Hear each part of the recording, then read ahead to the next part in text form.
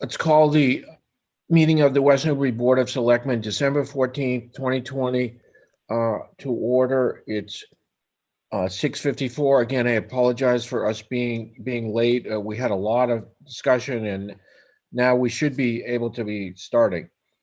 This meeting is being broadcast on local cable TV and recorded for rebroadcast on the local cable channels and on the internet. The meeting is also accessible by remote participation. It is a Zoom meeting. The phone number for the Zoom is 646-558-8656. The meeting ID is 913-6709-4464, and the passcode is 969909.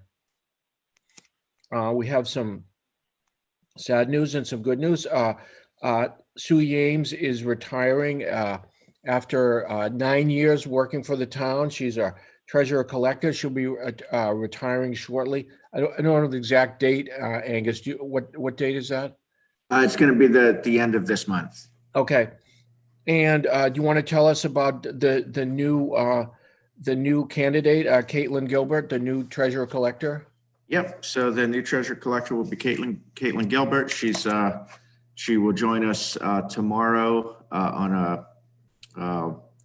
we wanted to ensure ensure continuity and ensure transfer of responsibilities. So for the remainder of the month of December, both Caitlin and Susan will be working while Caitlin comes to us with 7 years of municipal background, including in the treasurer collector's office, and an additional 10 years of banking experience prior to that.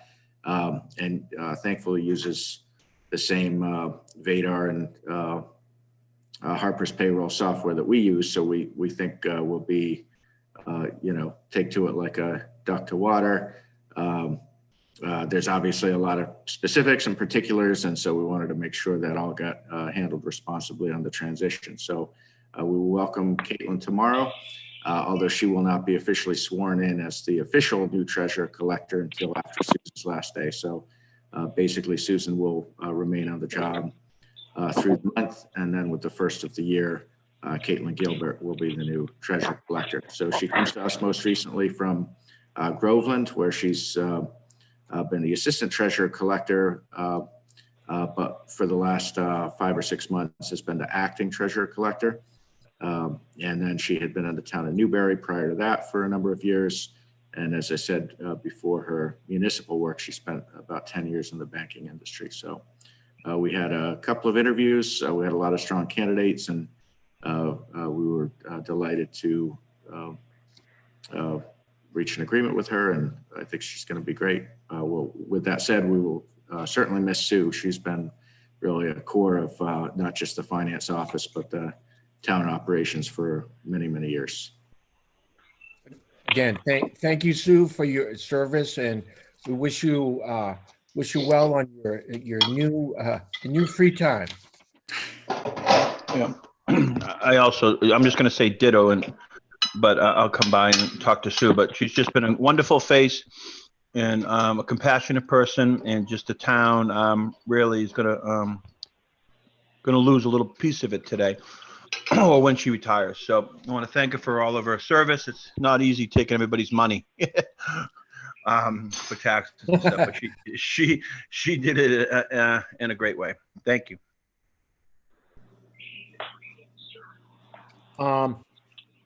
So for boards and committees, commissions, we would like to prepare the FY20 town report. So I guess that the final deadline for getting your report in is now January 28th. Obviously, getting it in earlier would be very helpful to the town. But because of the holidays and because of a lot of reasons, there's a little more time. And anything else, Angus? Is that? Nope. Okay. Reminder to subscribe for the email for the town news and announcements at wnewbury.org/subscribe. So, let's see, I still don't see, Rick. Is he on one of the other numbers that I can't see, Angus? He usually shows up as himself. Let me send him a text and see. Did he think that we're starting at 7? Um, I mean, I know it's I think he did. 6:30. Okay, That's possible, yeah. okay. So our first business item on the agenda is our request for appointment of Officer Torero. Did I pronounce that correctly? As a full-time police officer. Chief Durand, you want to tell us a little more? Sure. Manny's been with the department for about a year now as a reserve officer. He fits in very well in the department. He has already made a lot of contacts in the town in a very positive way. He's filling a position of another full-timer who resigned at the beginning of the month. He'll be a good fit, as I said, for the department. Would like to go forward with his appointment.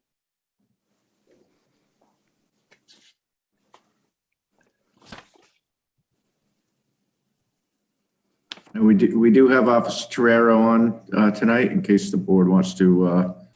I know that you met him on his appointment as a reserve officer, but this is obviously different. Yep, this is Glenn. Archie, can I say a few Yeah, words? go ahead. When I met him as a reserve appointee, thought he was a great kid. I loved his resume, and I said it then. I'm going to say it now. I like the fact that he is bilingual. He speaks fluent Spanish. That it doesn't mean that Spanish is a key, but that's just a benefit for our town if he spoke French or Portuguese or whatever. But I think that really helps. I've just only heard great things about him, and I'm going to be happy to vote yes for him tonight. Thank you.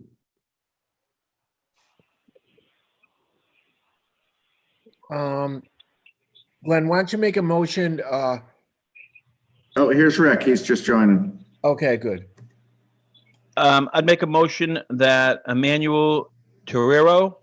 Hey, I'm sorry, I completely screwed up. I forgot that we were starting at 6:30, not 7. No My problem. apologies. No, you were able to probably eat and everything, and I I wolfed down what I could. yeah, you didn't have to listen. You didn't have to, sit through all the announcements. So I'm going to make a motion to appoint Emmanuel Torero as a full-time police officer for the town of West Newbury, starting immediately and then ending. Do we still doing this annually, June 15th? We've been doing through the end of 30th. fiscal year, so June through June 30th. But yes, it's an annual reappointment. And Emmanuel, that's just Jeff? that's just protocol that you get reappointed every year. That's not unique to you. That's just how we do with everybody. Just so Yeah, it's understood. Yeah, I just didn't want you to feel that you had to go through this whole process. It's not as formal as this when we start doing it annually. Yeah. So that's my motion. Well, I'll second that. Further discussion? All in favor? Archibald, aye. Kemper, aye. Parker, aye. Jeff? Mike McCarron here? Yes, Can you hear me? I can. But since he's appointed as a full-time officer, doesn't he have the 1-year probation period? Yep, that's starting when he gets sworn in. Okay, so basically his next term will go from June till that date. You have to make a note of that. I'd like to have him come by tomorrow and see you if that's possible. That's fine. Where was it? I've already got his papers already prepared. Okay, I'll get in touch with you in the morning. Actually, I had a quick question about the hours that were shown. Just for clarification, so that there's no confusion going forward. It Where are says in the you, Rick? offer letter, if you didn't already touch on this, 11 a.m. to 7 a.m. Nope, it's 11 PM, 7 Yeah, a.m. okay, I was just saying, this is what it says in the offer letter, so I was just want to make sure that that was clarified somewhere. Yeah, we don't want to pay that much overtime. Yeah, it says 11 a.m. to 7 a.m. So Exactly, that was a rough one. You got a time machine, You're gonna go back in time. right? Sherman set the Wayback Machine.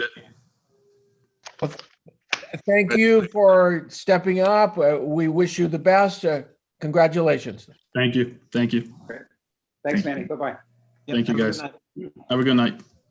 you too. Our next item is our request for waivers on the 15-day notice requirement for the appointment of Kennedy and Nicholas Silvescu as full-time dispatchers. So moved. Second, Okay, so both of these recommendations come to you from Chief Duran via my office under the structure that we have on the appointing authority for dispatch, but I obviously defer to Chief Duran for his operational oversight of the department. And so we have two candidates before you, and very favorable for both. All right, Chief, do you want to speak briefly to each candidate's qualifications? Nick Levesque's been a part-time dispatcher since the fall of 2018 on the department. He's done a good job. He knows what he's doing. Kylie Kennedy was hired as a part-time dispatcher about 3 months ago and just finished up her training. She's done very well at that. We've had a couple openings full-time on dispatch, and I'd like to have them both step up and fill those positions. And I believe we do have Kylie on the line, it looks like. Yes.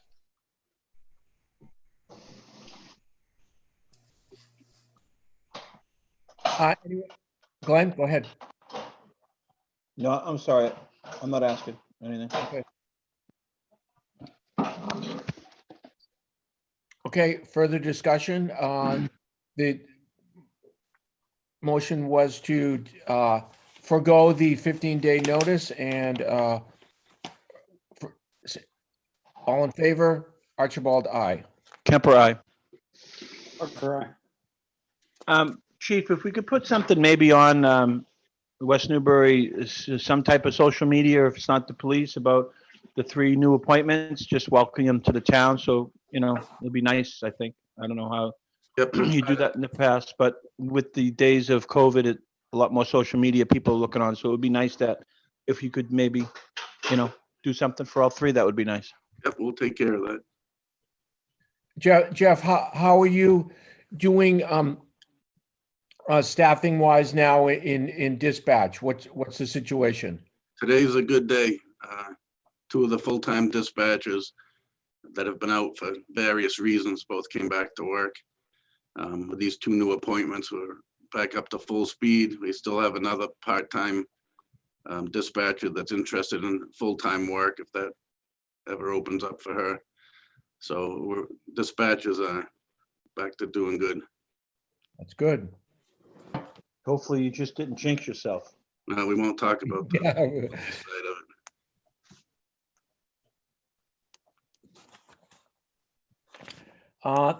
Thank you, Chief, and I guess what that is complete. So when will their starting be? I'm gonna try, I'll talk to Mike in the morning about getting them sworn in also. To get Okay. that done this week. I appreciate it. Jeff, Yes, the difference between, there's a difference between the dispatchers and the police. Once you swear your oath as a dispatcher, it's good whether you're part-time or full-time. So Okay. they've already given their oath, so they can, we'll have to have, unlike the police, they have to swear their oath as a reserve police officer and then a full-time. okay, we'll have to do the job offers with them then.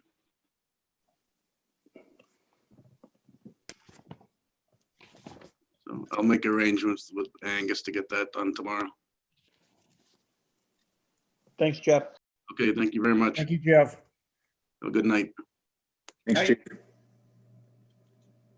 Our next item is a request for the Board of Selectmen to approve a wage request for an individual at the library. Wendy, are you going to be speaking to this? I can. Corinne is also on the phone. She'd Oh, probably like to. I didn't see. Okay. Yep. Corinne, Yep, you want to I'm go? here. Okay. Oh, okay. So Corinne,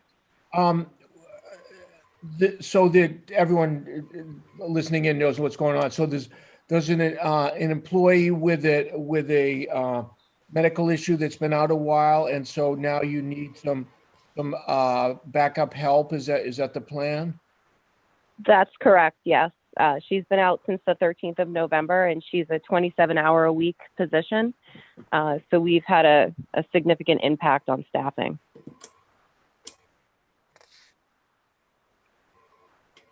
How is there adequate money in the budget for this, or is that okay? Yes, there is. Okay.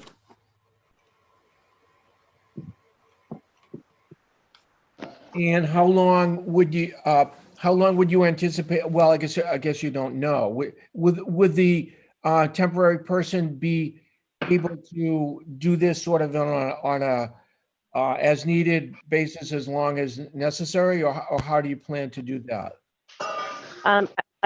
If approved, I would like to use the person for a certain number of hours on a weekly basis and then add in as necessary. So if someone gets sick or someone wants to take a vacation, I can call that person in to work a few extra hours to cover.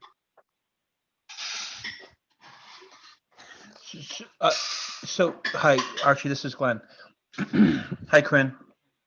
Hi. So is the person that's out on, I take they're out on short-term disability then, or long-term at this point? They're not getting paid. Is that how you're getting the money? She is getting paid. She'll be getting paid from the sick pool. The reason that I have money was because we had some funds transferred into our salary line back in the fall that was approved by FinCom, so that we could meet the municipal requirement for the Mass Board of Library Commissioners. So do you see this position then when she comes back? You said then she's going to fill in for people who want to take vacation or somebody else is sick. Do you see this as an ongoing position? And can you explain? No. Can you explain sick pool to me? I'm sorry, I never heard that term before as a selectman of how somebody's going to get paid from sick pool money. Sure. So the town, people who have, employees of the town who have excess sick hours are able to donate them to a sick pool in the event that someone becomes, Yep. has an issue, and then they can dip into that sick pool if they run out of sick time, which this employee has run out of sick time at this point. And is that all? So that's how it's coming out of your budget too? Okay, I got you. Yeah, I heard about that. I Yep. thought you were might have been making reference to something else. Okay. And now No. are they picking, which is a great program, by the way, to help people like this. It is. Now, It's incredible. are they just taking from the sick pool from the library, or is it is it you're getting those hours from other people in town also? That's just briefly, I'll speak to that. So it's under the personnel policy, so that's administered by the finance office. So I think before my tenure, I'm not sure if those requests went direct to the board or not, but basically, yeah, employees who either have an excess of sick time or on separation of service or at any time can donate sick time into this. And then if an employee who requests it is eligible and submits a doctor's note, they're able to request use of sick time through the pool. So it's not from, to answer your question, Glenn, it's not from others within the department necessarily. In fact, the policy specifically prohibits that when people donate time, they can't specify that it's to be used for a certain other employee or department. It's goes into a general. But they can't. Okay. Cannot. Okay. And is there I guess the next question would be, is there enough hours in there? There is, yes. We have one library employee who has over 900 hours of sick time banked, so Whoa, we're in good shape with her. wow.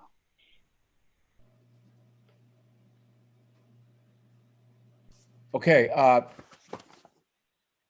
for purposes of getting this, So you see this position then not going away after she comes back? And then probably, is this the position you kind of wanted last year? So is this going to go on to next year's budget? Remember, you had one on there, and I was in agreement of adding something on when you came in and made that great presentation, but we said no because of COVID. So do you just see Right. this position going on to next year's budget, or you're going to want a full-time one? Because it actually is kind of nice if somebody has that availability. Those are hard to find that, work here, and they're almost like a substitute teacher. Yeah, it would be wonderful to have a substitute part-time staff available. I think that this situation sheds light on the fact that we are very tightly stretched, and if we do have more than 2 people out, we would have to, reduce hours or close the library potentially. I was envisioning this particular position as a temporary position that would end when that employee returns to work, whenever that may be. I would love to have an additional person in the future, but I don't, considering the circumstances this year, I wouldn't want to use money unnecessarily or, I think we can wait to add that position in in the next fiscal year. Okay, this is my last question, and this has nothing really pertaining to you guys, but I think about it. When does a person like go on short-term or long-term disability rather than taking up the sick time? Or is there any, or if they could do it as long as things are available? Is there any protocol or policy, or is it just whatever they want to do? So Can you speak? an employee cannot draw from the sick pool until they've exhausted all other accrued leave. So that's, they have to have drawn down their own sick time, vacation time, and personal time to 0 before they're eligible. So that's part of the review for eligibility. As to, there's obviously federal labor law and, FMLA, which anybody has rights to use. I'll retract that question. Thank you. I got it. I understand. Sorry. Okay, thank you. So who wants to make the motion about the amount?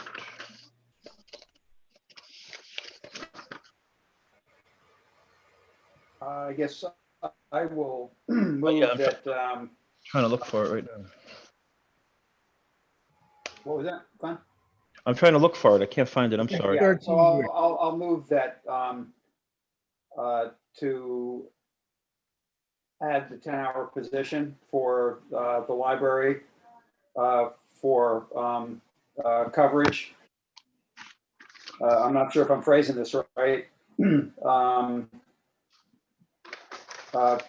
I think what we were asking, you I have think to what we're asking for is approval of the wage rate. approve the Oh, wage. I'm sorry, Wendy. Okay, I'm still trying to catch up here. Okay.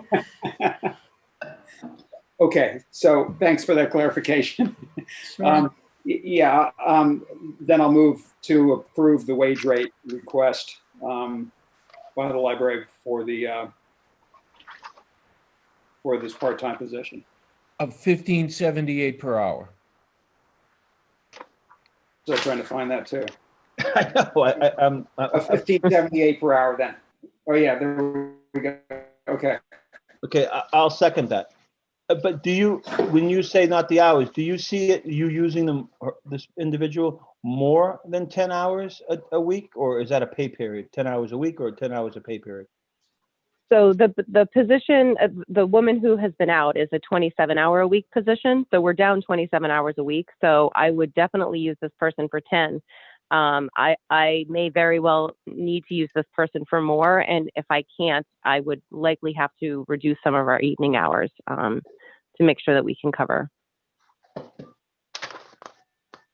So could we say up to 27 hours a week? Would that be a way to handle it?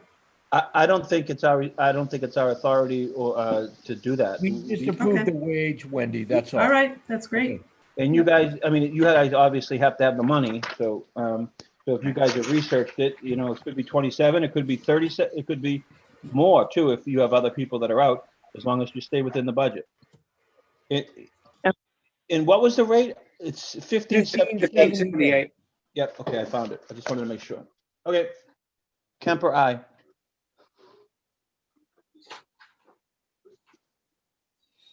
Parker, aye. Archibald, aye.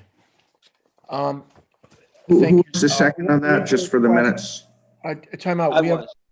we have, I a- was. No, I think, oh, you were, okay, got it, all right. we have a request to take out of order items request to close the town offices and the library early on December 21st and December 31st. So Angus, while I'm trying to find that page, anything you need to say about that?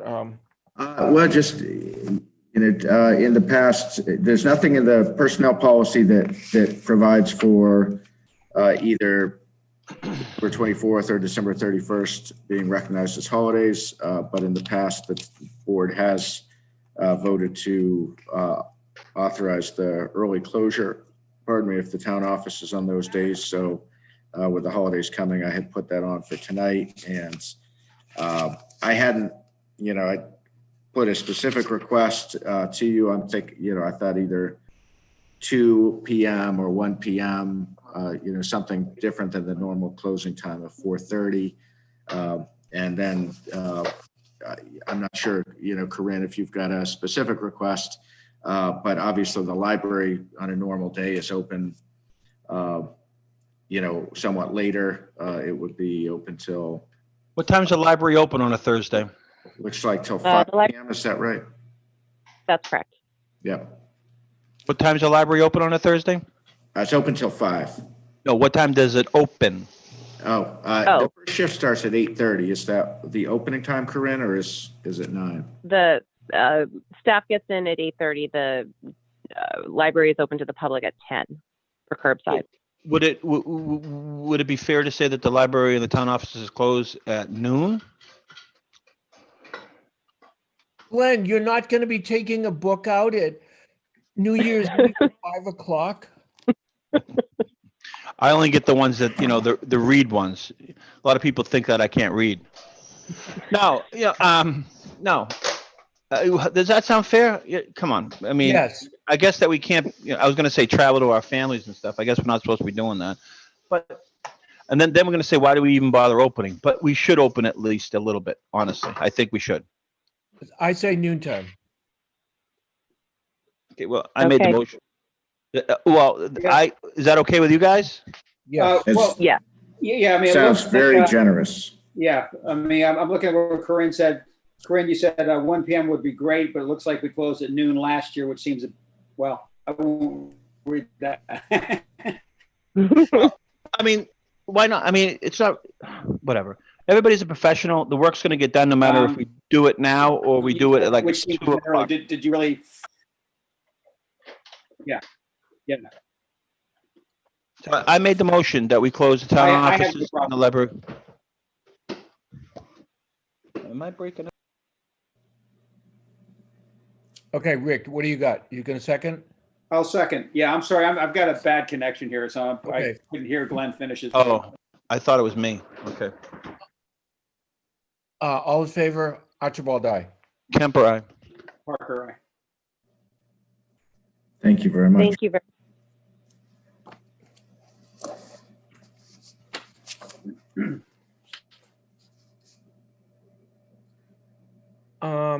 Next item is just some updates related to the pandemic. Let's see.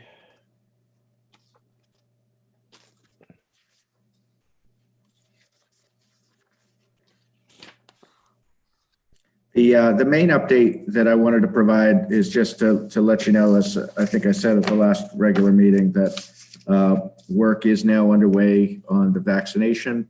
The town, we expect we will have a central role in that and setting up a vaccination program. So our health agent has taken the lead on organizing a working group that includes myself, public safety, EMA, our public health nurse, member of the Board of Health. There's a really good working group with a lot of expertise. So we've got another meeting tomorrow on that. And as you can imagine, there's a whole host of logistical, procedural questions and issues that need to be worked out, as well as issues to do with record keeping and confidentiality with regard to, health issues, but also things like, just some of the complexity about administering something twice instead of once creates record keeping issues. It creates the need that if let's say the second dose has to be, let's say, exactly 21 days after the first or exactly 28 days after the first, that creates, really important, records management. There's some challenges associated with storage of the vaccine, especially the one that's got to be stored at very low temperature. And the health agent's done great work at building on relationships with Anna Jake's Hospital, and they've preliminarily agreed to help with storage of vaccines that the town would administer. So basically, there's a lot going on. There's going to still obviously quite a lot of work ahead of us and a lot of unknowns, but we learn a little more each week. And so this will be a major focus for the health department in particular, but others who will be involved with this effort as well.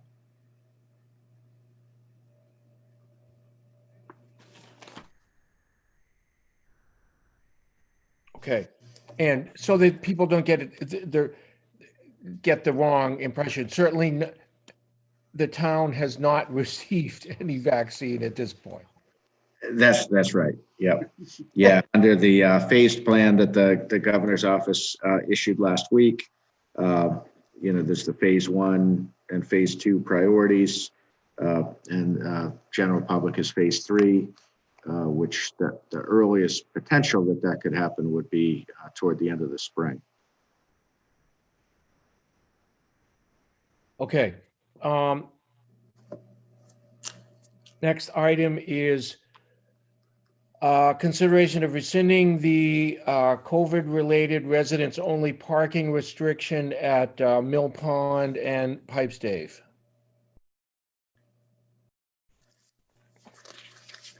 So last week, the Board of Health did vote to recommend that this restriction be lifted and that Mill Pond and Pipestave, in that case, would no longer be residents only. But that's Board of Selectmen jurisdiction to deal with anything to do with parking. So that's why this is before you. It was on their referral.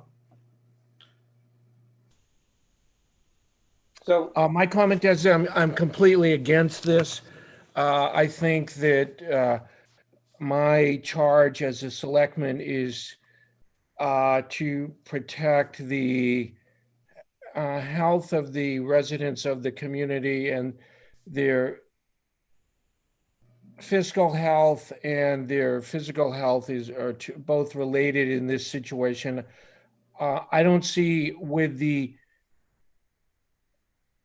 even around here, certainly uptick in infections.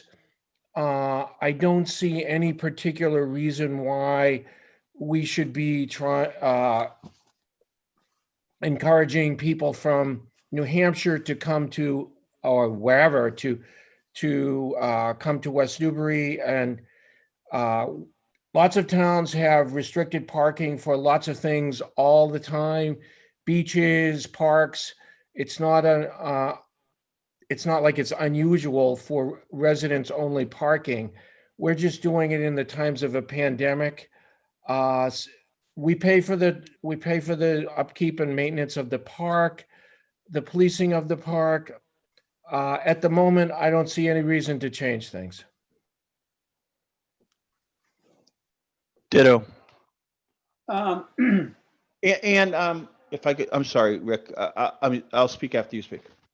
Yeah, I was just going to say, I don't feel quite as strongly as either of you do. And I was actually interested in hearing what the rationale was. And I don't see anybody on from the Board of Health, but I was curious what the rationale was by the Board of Health. Why? Because they've been pretty conservative, careful and conservative relative to the risk of COVID up to this point, I think. And so I was wondering why their thoughts had changed. And it wasn't, I don't think. It doesn't really say in the Yeah. documentation, no. Angus, do you have any backstory of? Well, I was at the meeting last Tuesday, and Rick, I believe you and Glenn were too. I don't know if you have any better recollection than I do as to the discussion about this. I don't recall discussion about this. I mean, there was discussion. Me either. We were there for The basketball issue. Right. Yeah, I they might have talked about it afterwards. I got off right after. Okay, yeah, it might have been afterwards. But to go back on the New Hampshire thing, I understand we all have to live in a world that we all have to use different things. But if I'm not mistaken, I was kind of keeping an eye on this about who's getting ticketed. And he said there's a lot of out-of-state cars that are the ones that are getting ticketed. I mean, she has a whole list of them. But there was predominantly out-of-state people that were getting ticketed as non-residents, parking there and using the facilities. So it's just crossing state line. This isn't a good time. Timing is everything. I felt bad when we were talking about the Boy Scouts using the annex, but like the night before, the governor came out with all these new restrictions. This week is, we're Boston, and probably the governor's going to do it, is going to go back to that phase where there are no gyms, there's no any of things anymore. So it's just isn't the right time. Why keep it closed all this time and then open it back up when we're having more surges than we even did in March and April? It just doesn't make sense to me. So I would say no, and revisit this more, when we get better results and the numbers are down and more vaccines are out there. This is Annie. Can I have 2 seconds? Absolutely. Yeah. So the tickets, I have about 35 right now. 4 of them are from out of state. The majority of them are from Newbury, Port Haverhill, Georgetown. They're not. I don't have a tremendous amount from out of state. Okay. Great. Thanks, Danny. Thanks for the clarification. Thank you. This is Glenn. Thank you for that. I got a different thing in my head. Sorry about that. So I do know there's a practical concern that the health agent has brought up, but I don't want to speak for him in terms of, whether or how much this may have factored into his recommendation to the Board of Health that it be lifted. But the residents-only parking passes were issued with an effective date through the end of the calendar year. Obviously, that was done whenever this policy started, I think last summer, when we still at that time didn't know how long this would last. So the parking passes that have been issued are only good through the end of December. And I do know, he raised, just in conversation with me, he said, if the extension, if the restrictions do continue, that's definitely going to create a workload issue for his office, which has been administering the parking program, to, reissue potentially, some hundreds of parking passes, not to say that, should affect your decision one way or the other. And like I said, I don't know how much that did or did not contribute to his recommendation to the Board of Health. But I know that, he would like more of his office's time focused toward the vaccination than issuing parking permits. But, why can't we have that? If they have an existing permit, it's still in effect. Yeah, that could be something for sure. That's what it's in effect until it's not in effect. So, and we can get the word out there that if you have a parking pass, it's still in effect. Yeah, Yep, that word could definitely be sent out in various ways. Yep. So, I mean, it seems sometimes like we like to think of ourselves as an island. And, just another perspective, as we are headed into winter where people are going to have fewer and fewer places that they can go. Are we, just because, I mean, we're not building a wall around West Newbury. Okay. So if our actions are causing other people to do things which then cause them exposure, it all comes back to us one way or another. And I'm not convinced on this issue. I'm not convinced one way either way at this point. But we seem to be handling this like we think we're on an island, and we're not. So if we're eliminating a place for people to spend time outside, then effectively we're forcing higher and higher concentrations into other areas, and eventually that circles back to you. no, not necessarily. Our job is not to protect people in New Hampshire, it's to protect people here. Yeah, I didn't say anything about New Hampshire. Well, I know, but it. Or if we're Newburyport. supposed to be traveling, I mean, people being able to walk your dog from coming from New Hampshire, say, is not necessarily something that they need to be able to do right at the moment. The reason why we had an uptick too, we did asked some questions maybe a couple of years ago, is we had an uptick in the same thing with our rental facilities, is because everybody else put restrictions on them because they got unmanageable. So you're right, Rick, and because I use a lot of Newburyport, I haven't in a few weeks, but I walk the rail trail. And you're right, we shouldn't be putting a wall, and that's why I said earlier, we live in a whole world where, people, get mad that people from New Hampshire commute through town. That's ridiculous. You can go over Ash Street. I mean, we all have to live in this world. But two, we have to manage it properly also. And we closed it down at the Board of Health, because it was just, it's just not safe. And for us, and we want to make sure it's safe for the West Newbury people first, honestly, and then gradually let people come back in when we feel more comfortable. At least I do.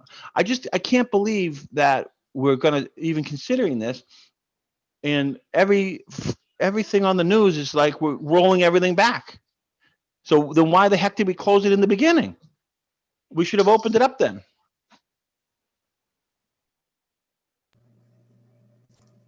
Yeah, I see. Again, I'm not convinced one way or another yet, but I see in the beginning we were heading into the warmer, longer days. Now we're headed the other way, and it's going to force, I think it's going to force higher concentrations in more areas. And we'll be part of that forcing factor if we close it down. People have to be responsible for their own actions, and I think we're getting a lot of people here because other towns are doing the same thing we're doing here, is putting restrictions in, and I think they didn't believe we were going to ticket them. So, Glenn, do you know that, or are you just supposing that?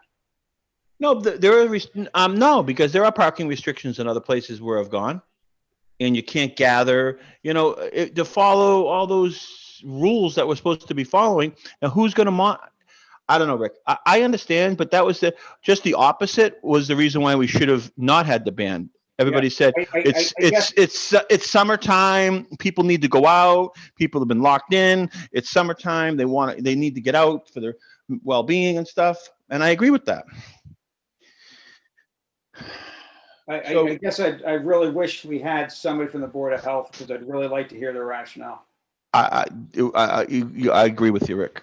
I can't believe that we don't, honestly, because this is a big issue.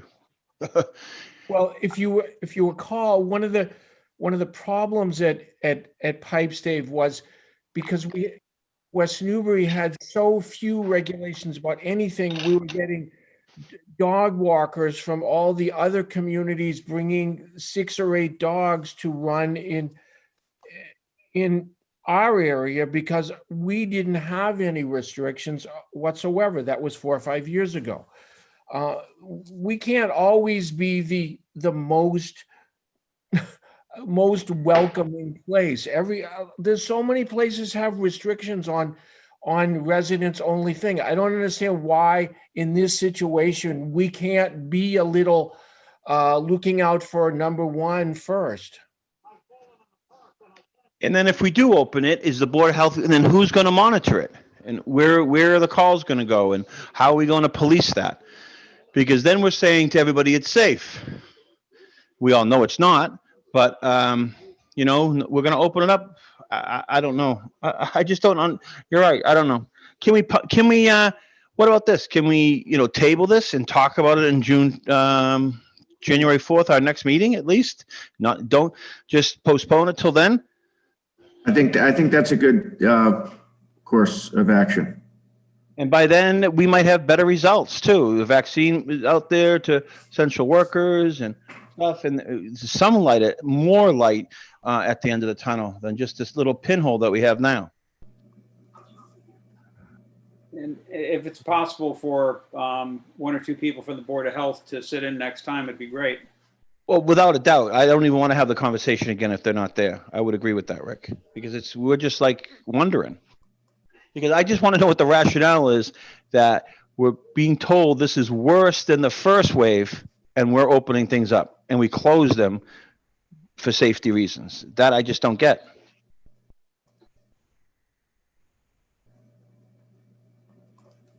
Okay.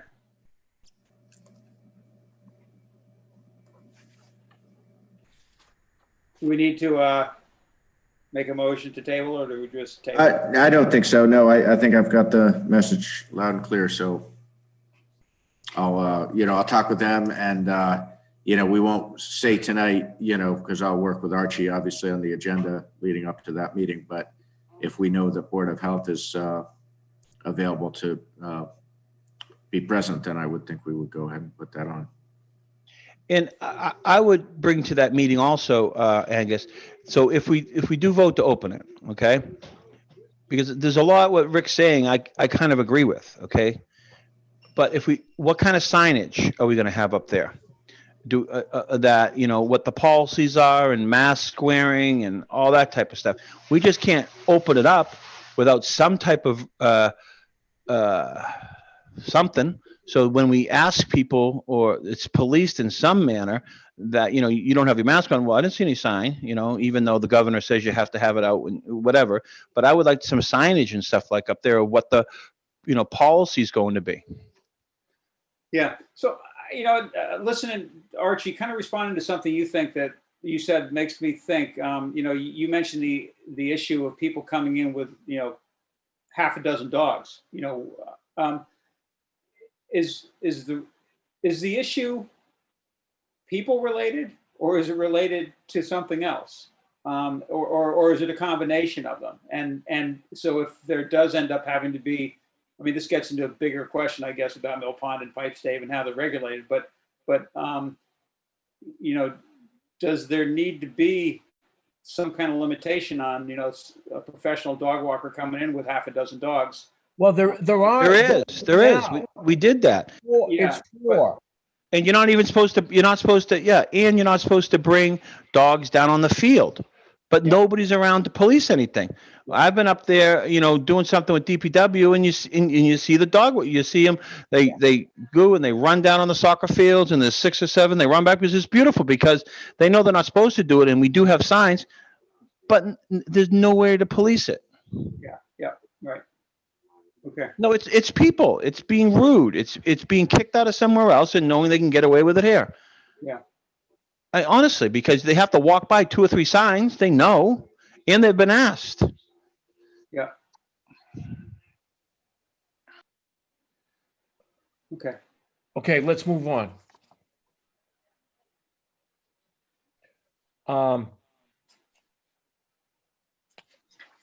Let's see where we're at. Present report on the conclusions from the Municipal Vulnerability Preparedness Working Group. Who's going to do that? That's me, Chip Wallace. Oh, hi, Chip. Okay. Hi. Yeah, so Chip Wallace here, member of the MVP working group. I did bring some slides. Are those going to be Yeah, shown? I'll put them up. Yeah, I didn't want to jump the gun, but yeah, I'll put them up right now. So just say, Okay. and I'll advance the slides. Right. So we had our initial session of this group. The initial workshop was on February 29th. And then we had a listening session to get additional feedback from the community in June. And so I extracted a lot of these slides from the June listening session. And then we have some updated information at the end. So next, please. Next slide, please. Yep, let's try to find the button. So the MVP process was designed to answer a couple of questions in view of anticipated climate change impacts in town. What are our key vulnerabilities and strengths? And what actions should the town take and potentially apply for grants from the state to pursue projects? Next. Before the workshop, the core team and its consultant, who is Horsley Witten, reviewed existing climate change data and town planning related documents. We surveyed townspeople using an online survey plus personal conversations and contacts. We interviewed stakeholders in fields like public health, public safety, town infrastructure, schools, senior citizens, and agriculture. And based on that, we identified some commonly recognized priority hazards associated with climate change in West Newbury. Next, those hazards are severe storms, changing precipitation patterns, diseases and invasive species, and temperature extremes. At the February 29th workshop, stakeholders looked at the town's climate change vulnerabilities and strengths, grouped them into categories of infrastructure, environment, and society. Based on that breakdown, we developed actions the town could take and we prioritized them. Next, please. Next, so we came up with 8 recommended priority actions. First was enhance emergency communications and infrastructure. That would include trying to improve cellular service in town, maintaining lists of vulnerable populations, and ways to communicate with them, and then maybe enhance the code red service. Next, please. The next priority action related to open space preservation. Continuing to implement the open space and recreation plan, encouraging open space acquisitions, using geographic information systems to evaluate the distribution of open space across town. Continue to support the Community Preservation Act as a funding source. Pursue green infrastructure projects as a way to address stormwater management. And improve our practices to better address invasive species. Next, please. A couple of other open space items. Improve land use controls, bylaws, and policies to protect forests and wetlands. And finally, consider an update of our 1989 comprehensive plan to help steer development in the best interest of the town. Third point was water supply, development, and protection. This includes working with Newburyport to address the dam on the Artichoke Reservoir and also improve how we deal with potential contamination from combined sewer overflows. Next, please. We should consider building a municipal microgrid, including some form of green energy with backup storage for the municipal campus to provide emergency shelter and serve senior housing. Next, please. The fifth recommendation was to improve educational communications around climate change and preparedness.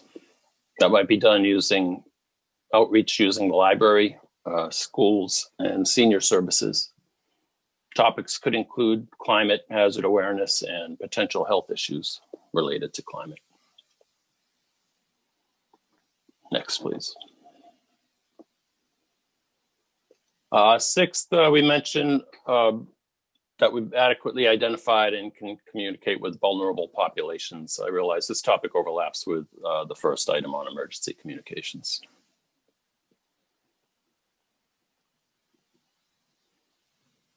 Next, please. Seventh point is stormwater and flood management. Develop and improve our stormwater plan to include mapping, culvert analysis, and assessing vulnerable neighborhoods. A few particular areas were mentioned, specifically River Road, River Meadow, and Crane Neck. Next, please. And finally, we should promote town-owned electric vehicles and equipment, reduce waste, and increase composting around town, especially in schools and residences. Next, please. One more. So next steps following the listening session were to gather the feedback we received and add an appendix to our final report. We submitted that report to the State Energy and Environmental Affairs Office and received the MVP certification letter in early October. So this qualifies the town to pursue MVP action grants in support of our ongoing projects to improve West Newbury's resilience to climate change. Next, please. So the topic that has received the most discussion within the working group recently has been open space and control of invasive species. Our group includes members with expertise in this area and others who just are interested in learning and participating. We're making plans for an educational campaign, some work maybe with the DPW on opportunities to better control certain invasive plants, including Japanese knotweed in the work that they do. Potentially hiring a couple of interns to do some field work. The MVP working group is discussing other projects and grant opportunities on topics like stormwater management and composting of food waste. We note that the town is making progress already on promoting electric vehicles. And finally, we wanted to recall that the highest ranked recommendation from the workshop was to improve emergency communications and infrastructure. One of the root causes of communication problems is cell phone service in town that can be unreliable at times. So the working group members, recommend we consider ways to improve cell service, possibly including an update to the zoning bylaw that might make it easier to site cell towers on town land. And that's what I have. Questions or comments? Chip, where, just lack of knowledge. So the who would be the organization that would be, you said now that we've got the certification from the Commonwealth, so would the Commonwealth then be the grantor, or Yes. Who are the people that we would apply to, I guess, yeah. There's an office in, Massachusetts Office of Environmental Affairs, Energy Okay. and Environmental Affairs. So they have their program, they have the grant program. That's who we would be applying to. Yeah, So there's also Are they sort of small seed money kind of grants, or all different kinds? Or I think it's better than that, but actually, Rick, do you have a better idea? Yeah, no, there is something substantially more than seed money. I can't give you specific amounts, Archie, but I think it was $10 million last year for the state. 10 million, okay, yeah. Yeah. I mean, I think Newburyport had a grant for, I think the work that is being done to basically to protect Their sewage treatment plant down on Water Street. Right, okay. I don't remember. It was maybe $500,000. It was a big chunk of change that they got for that. And there are other grants, of comparable size around the states. And it's a fund that is going to be supported and probably will grow. So, Archie, I have a question. Okay. Glenn. Great presentation, Chip, and Thanks. great job to all the hard work that was done in it to all. On the communications issue, is there money to have a study done? Because we've always looked at cell towers in a way in town of just basically where the best place is for them and to make money to offset the operating budget. We've never really looked like if we even put one up at Pipestave, hypothetically, that it even would help in some respects, because we were told that valleys and it's a hilly thing, we have a hilly town and it's just a tree thing, that you just don't get good cell service here. Yeah. I don't know for that for a fact. With Angus, who had, I think Angus, in your time in Westford, I believe you said it was, where Westford actually hired a consultant. Correct me if I'm wrong, but I think Westford hired a consultant who essentially did a wireless coverage analysis of the community to figure out where the holes were, and then they proceeded to do what they could. I mean, you can't force the market to put up new antennas in the places you want them, but then the town, as I understand, Angus, did what it could to try to facilitate coverage in those locations that were holes. Is that correct?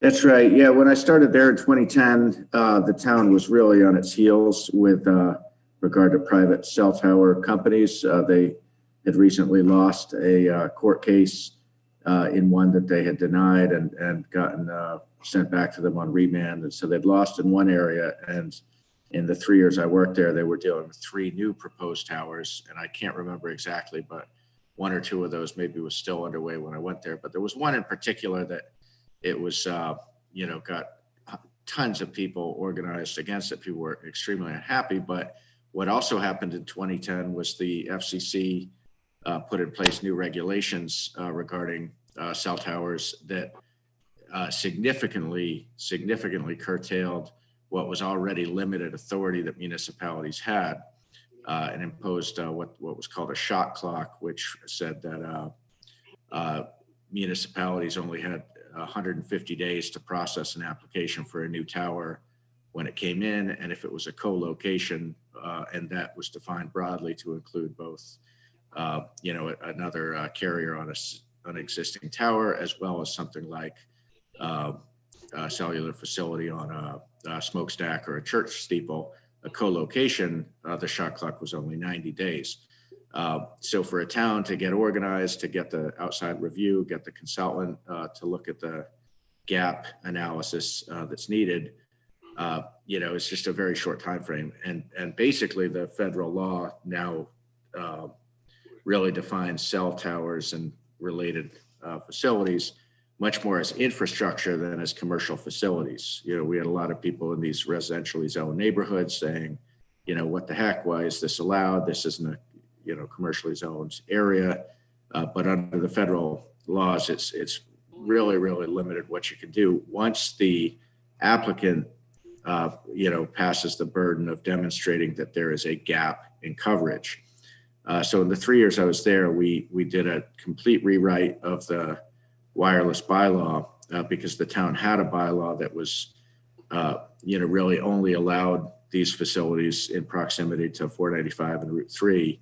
And in working with our consultant, we realized that was not defensible. And so then you end up with proposals that are then being considered as part of a variance to the zoning board rather than a special permit to the planning board. And so the town felt that they would be better served by having a bylaw that allowed the facilities in more locations, but preserving the ability to review them in a special permit process, which gave the town some additional ability to manage siting, and design aspects such as, the more somewhat, at least somewhat masked or camouflaged towers compared to just a regular old tower. So at the same time, we also wanted to try to see if there weren't town-owned facility, locations that could provide an outlet for this need that would have the benefit of generating revenue. So we hired a consultant to do the radio frequency analysis based on modeling all of the existing cell facilities in town, which are different for different carriers depending on frequency and height and so forth, to figure out where those gaps were, and then looked at whether there weren't town-owned properties, in proximity to serve those gaps. So it was a really major effort. We had a terrific citizen working group with some very high-level expertise, and that helped with the process of getting the bylaw approved at town meeting. And I think it's a good model that we could look at here. But it's very clear right out of the gate, especially if there's one of these proposed in a residential neighborhood, and West Newbury is almost entirely residential, people's initial reaction tends to be extremely negative. And, they tend to say, we just need to deny it and fight it and fight it and fight it.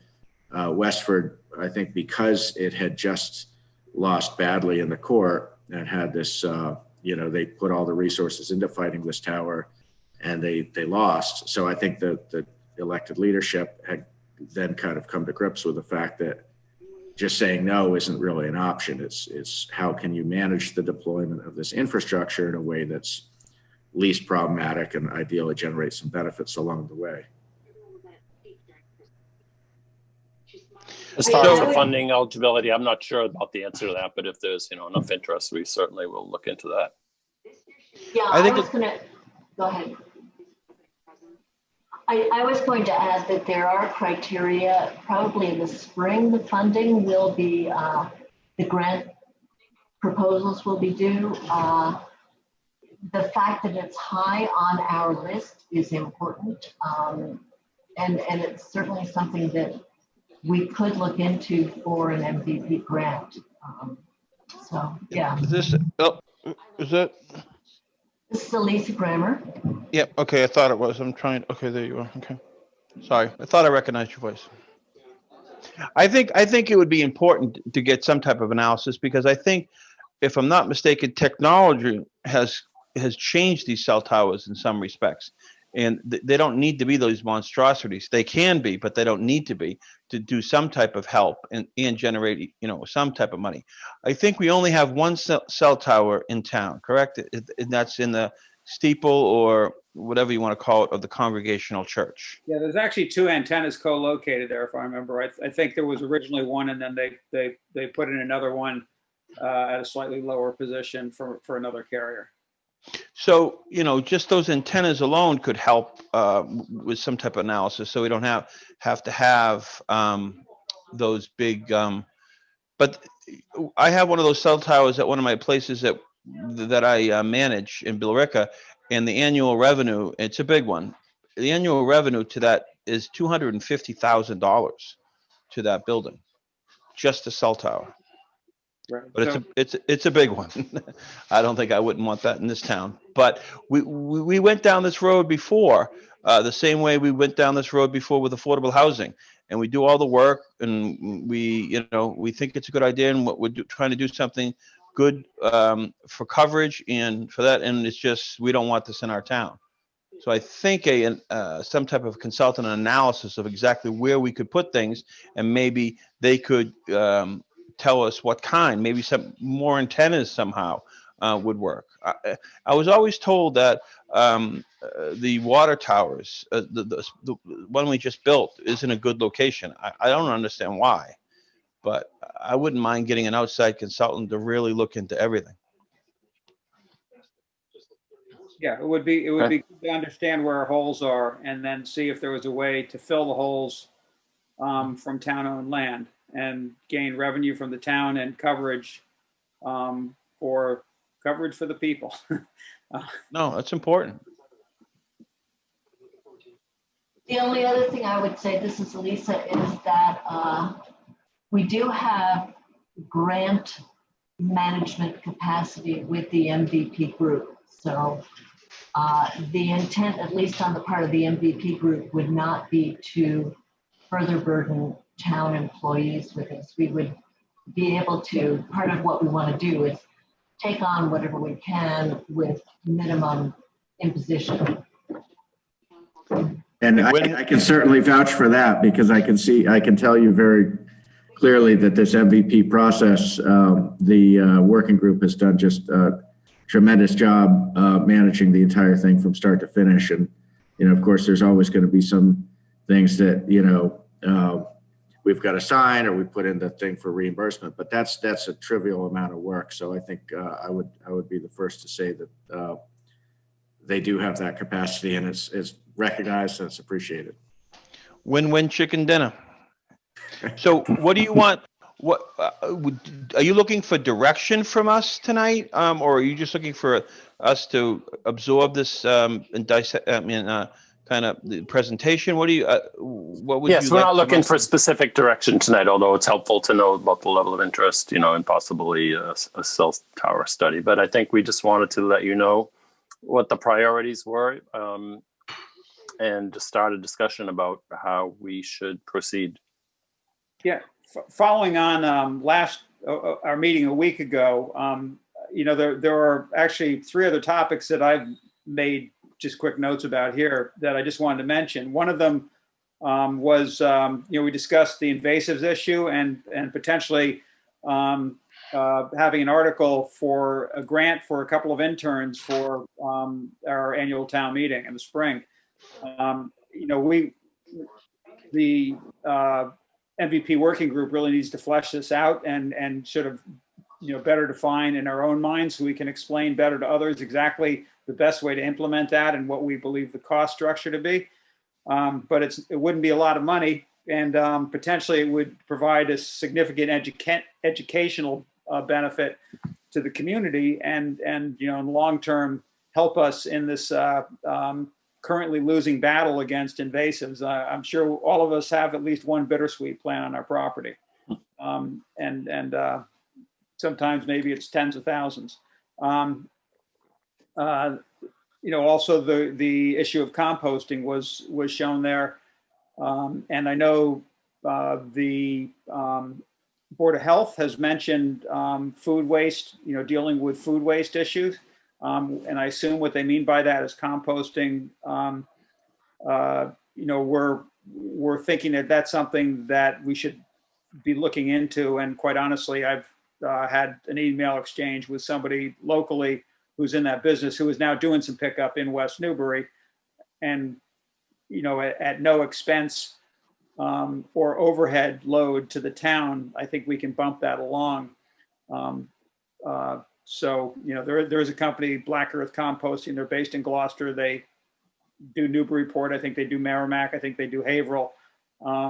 They currently have about 20 customers in West Newbury, but don't officially come to West Newbury. They come through West Newbury going elsewhere, and they've agreed to pick up from people here because of that. But, if we were to do that, that would have if we were to engage with them, or if they were to engage better with our community, if we were to facilitate it, just through making it known more publicly, the town would benefit, and that we would reduce our tipping fees somewhat. Right.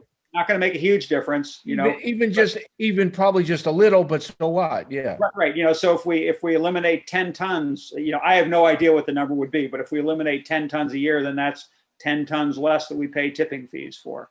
And they're already coming through town. So it makes nothing but pure sense for us to try to facilitate their growth within our town.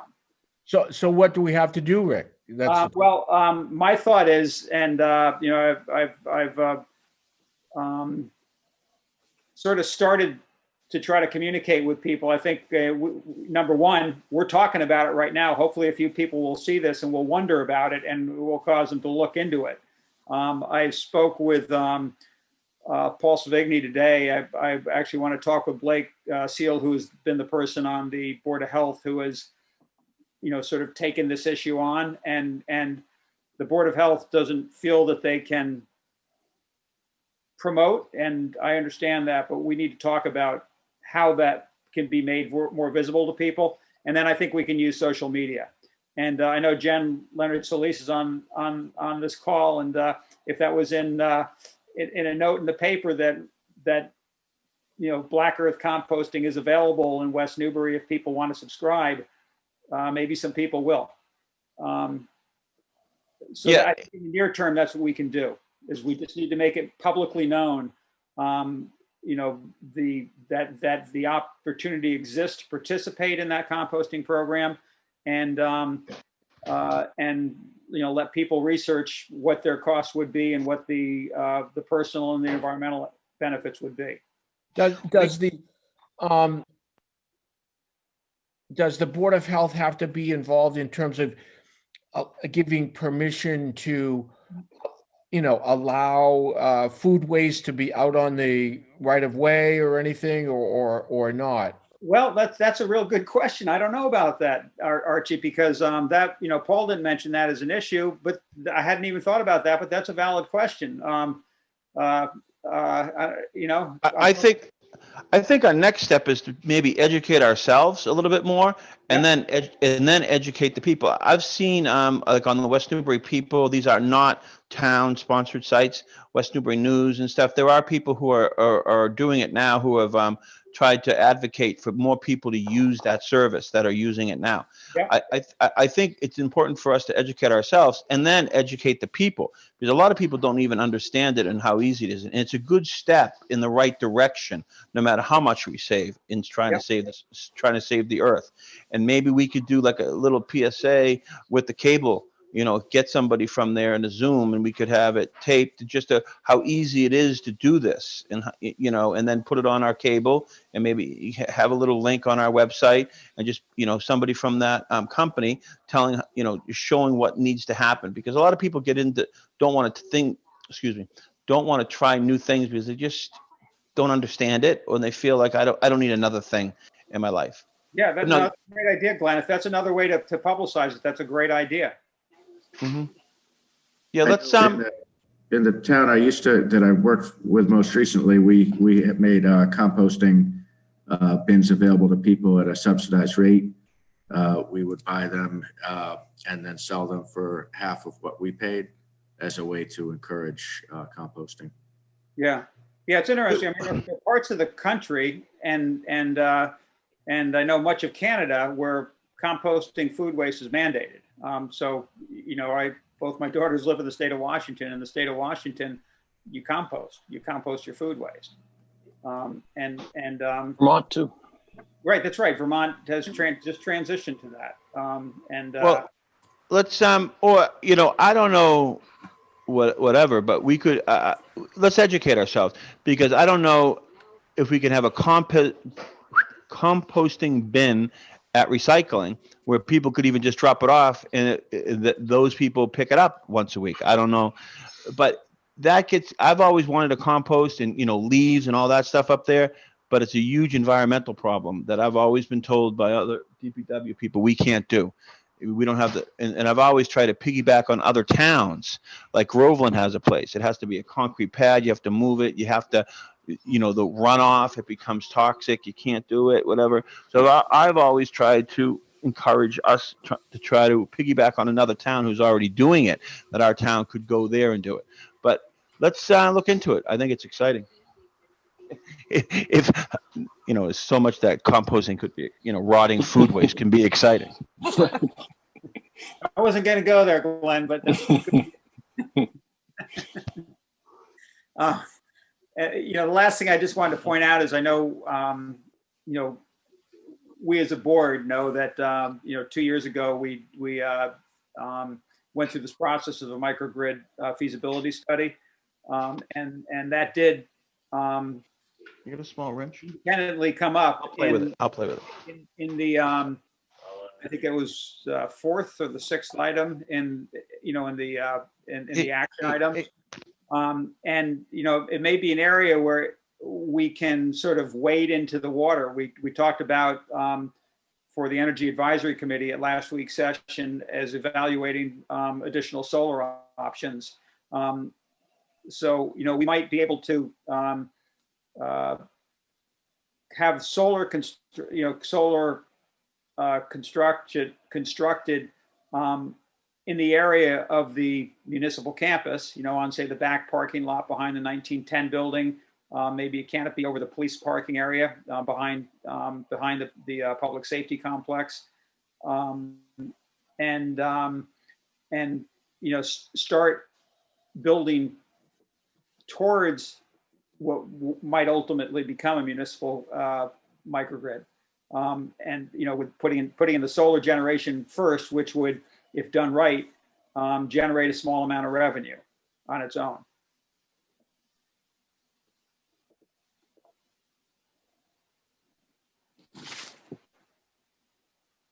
Okay. That was all I had to say there. So if nothing else, I think there's interest in the cell tower stuff for grants. And Yep. if you're looking for any direction from me, and that's not from the board, but just for me, I think that's good to get a really in-depth analysis of that, because I think it's time, and because there's other things I think we can help rather than having those massive towers, maybe some antennas and stuff that aren't so evasive. And I have a question about the invasive species thing. When you do a grant or you're having people do it on, you said open space, that would be on our own town land.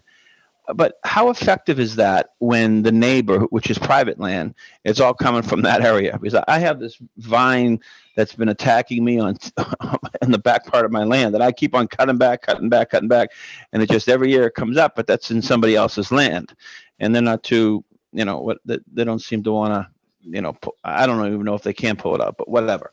So can you use that? Can it be like a hybrid of private public land, or does it all have to be because it doesn't seem much sense to clear it all out and spend all the money in the grant and then it's sitting over in somebody's private land and just takes over the field the next year. Well, Right, we do. Go ahead. I was just going to say the other component of this, in addition to removing invasives, is educating the public. And I think that's where the public-private partnership could come in. You know, we're talking about partnering with the Garden Club and the Conservation Commission and educating homeowners about invasives and how to take care of them in their own yard. Thank you. I think that a lot of people, I mean, just people are still planting things they don't even realize they shouldn't be planting. And just like educating, just an educational process alone, developing things that could be on the website is that we don't recommend that you plant, you know, burning bush or whatever, these kind of things. Developing, if the I think it sounds like a great idea if you could have like an intern that maybe they did some hands-on stuff, but two people couldn't pull all the stuff in my yard alone if they worked for 5 years. So it's just I think educating people. This is a decades-long process for the whole country. So we're not going to cure this, but we have to start somewhere, and teaching people is probably the best thing. Right, because then you have, you know, everybody who's interested is doing what they can on their property at least. And, you know, there's certain plants we're unlikely to ever get under control, but there are other plants that are just entering our area. And those are the ones, if we can capture them early, then, or if they have minimal footprint currently in West Newbury, then maybe we can prevent them from becoming a problem. Yeah, it's a pretty large issue, really. No, that's a very good point, Rick. At least stop the new ones as opposed to the ones that are already there. It's going to be a long-term or maybe never cured, but yeah. This is Elisa. I would just say that we have Nancy Powell on the line, and she is an expert in this and has worked very hard at Parker River. She's providing expertise to the garden club and all sorts of information. And we have not only the power of her, but the power of young people. We have, as part of the MVP process, people who are in or just out of high school. So I think that there's just a lot going on, which is very exciting. And I see Nancy, maybe you want to say something. Yeah, no, I think it's a good discussion, and it's good to hear the enthusiasm in this board as well. I've been very impressed with how enthusiastic everybody has been, that, you know, when we talk about invasive control and doing something, there seems to be a lot of interest. We actually have, the working group is growing exponentially, and there's a lot of people that want to help. So even before we get our first grants, we're going to be doing education. We're going to be doing presentations, you know, landowner information sheets. We will be strategizing, as Archie mentioned, and trying to figure out which ones we can make a difference in, and then educating the rest. And I think there is this idea of, we want to change the social norm. So, you know, the idea for the interns is that, yeah, they will be doing some mapping, they will be doing some treatment, they will be doing some of the outreach material, but just the idea of the interns and the people that's out there doing invasive control out about town, people see it and they ask about it, and that becomes the new social norm, is that you can go and do something about invasive. So over time, we're hoping that, you know, we kind of start this movement and we teach people how to do it. So there is multiple factions of the invasive control strategy. We'll see how it develops in the next year. It all depends on how much, you know, the enthusiasm that we have now, how much difference we can make in the next couple of years. And hopefully next year we'll come to you with a much better plan of kind of a comprehensive strategy for invasive control. Sounds great. Thank you. Excellent. Hopefully it grows as well as they do. I couldn't resist, sorry. No, no, it's a good one, Archie. Great. Well, thanks. Thanks, Jeff. Thanks, guys. Good, Okay, good thank you. job. Great.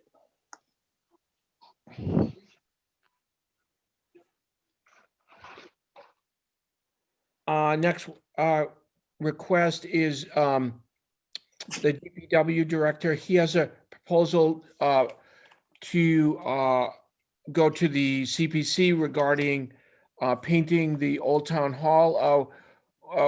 Just for informational purposes, Angus, or?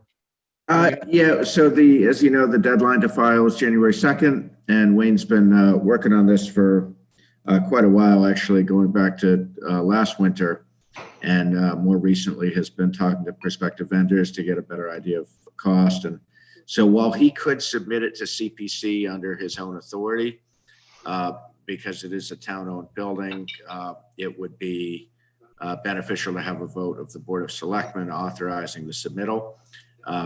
Okay. So I know you don't have, full detail in front of you in terms of costs and things, but knowing that you're not expected to meet again before January 2nd, our goal was to get the board's endorsement to submit an application for the exterior painting project at the Old Town Hall. And that would just get that off on the right foot with the CPC. Well, knowing what it looks like, and it certainly needs badly, it seems like a no-brainer. Yeah, I would agree, but only to promise that after the outside's taken care of, we start tackling the inside.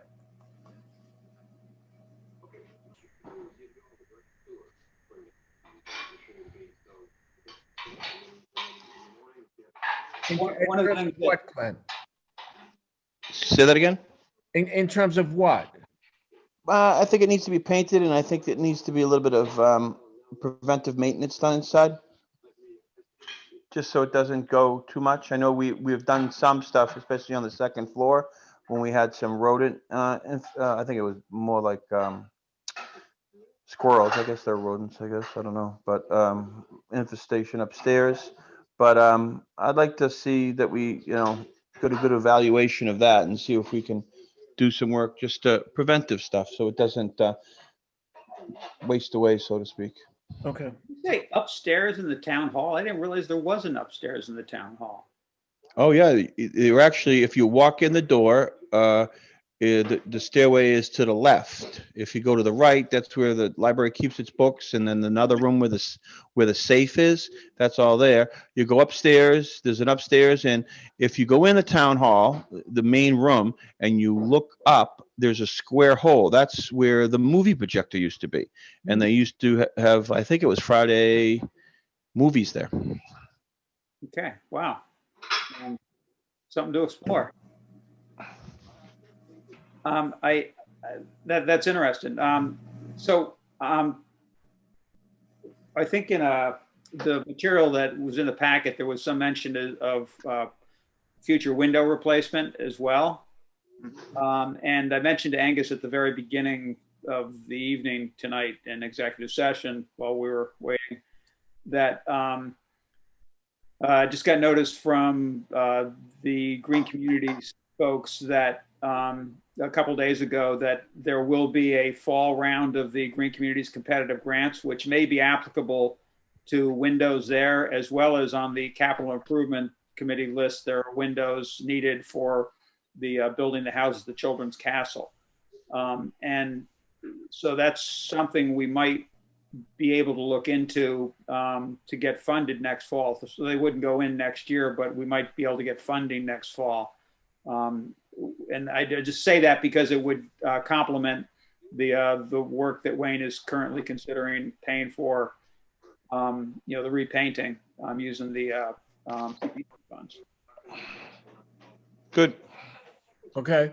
This is Elisa It's again. probably unlikely if we didn't get funding, if it didn't go to town meeting until the annual town meeting, would a contractor be able to do it, go out to bid and then be done in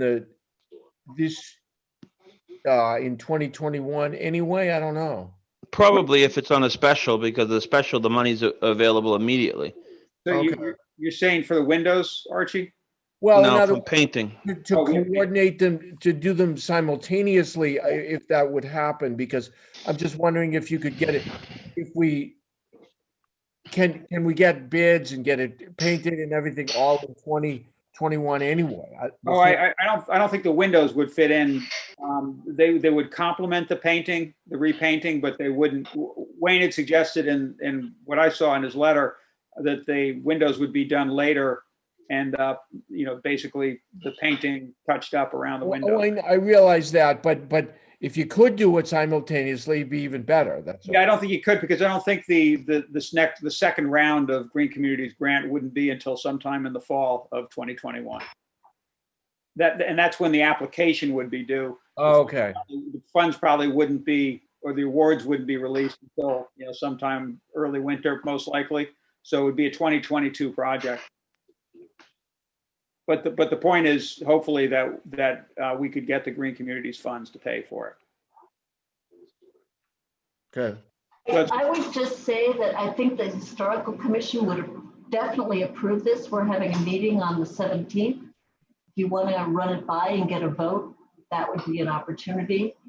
And just as a perfectly personal question or thought, which could go either way, I see that on your agenda is a waiver for Learning Tree rent, which is a good idea, but they have a lot of signs in front of Old Town Hall. Maybe as part of the negotiation, they could get down to one. So again, just a thought. Yeah, Elisa, I know, we traded text or about that earlier, and I didn't get a chance to respond to your question. So, and I'm not, a decision maker alone here, but we're working with a business that's trying to recover their, it's not a highly profitable business, I'll say that, and they're trying to recover from a near death blow. And I think their signage is there because they need new clients.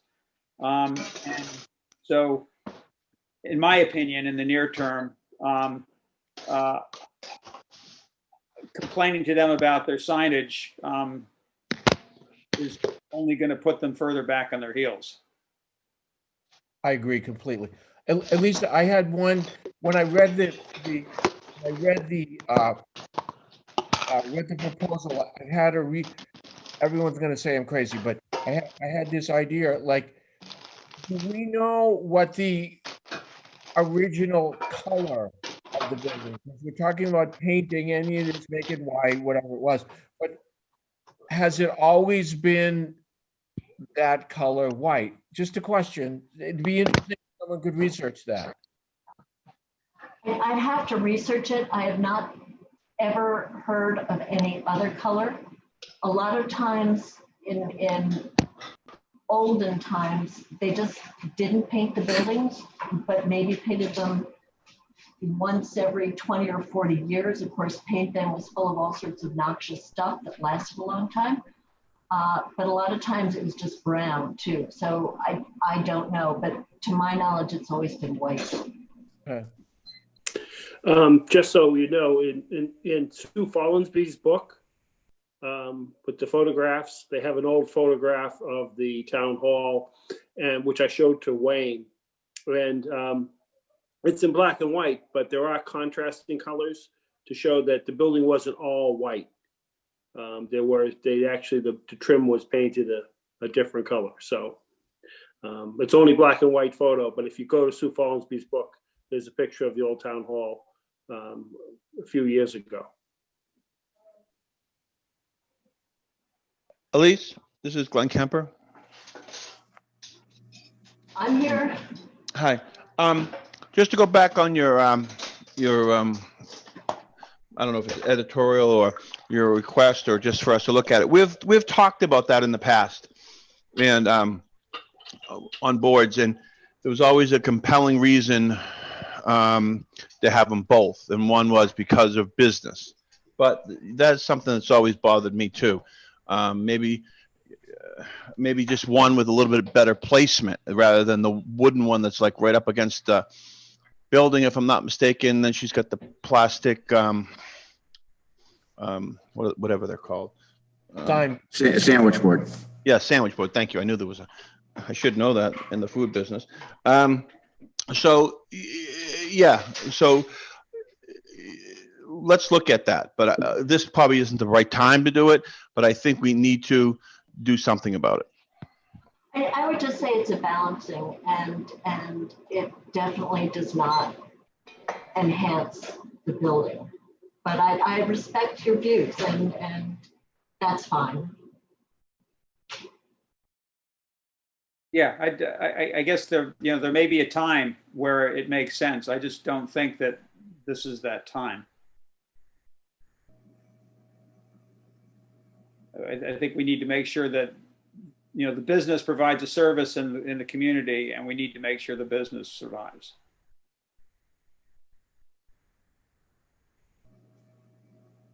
Okay, so I guess we want to make a motion to support the CPC article recommending repainting of town hall. We'll second that. And just to clarify, so I would support and authorize, because that's part of what CPC looks for, is the consent of the property owner. Great, thanks. Archibald, aye. Kemper, aye. Parker, aye. Thank you very much. Once we have the complete application with the cost estimates, that'll be submitted to CPC on or before January 2nd, and we'll send a copy to the board as well, so you have it.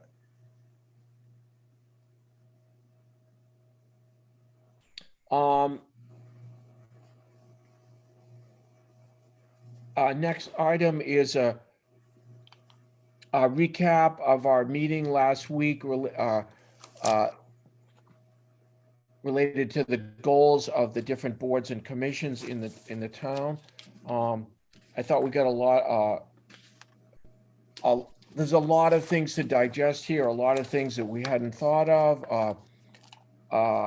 So I think it was worthwhile, but it also it shows that there's there's continually more things that people would rather do, that would like to do, that we're simply unable to do. The wish list is unending, and so we can't do all these. Having said that, that's why we're here, to prioritize things and do what can be done, and especially do what needs to be done. I just briefly sort of looked at the list. There was about almost 50 things that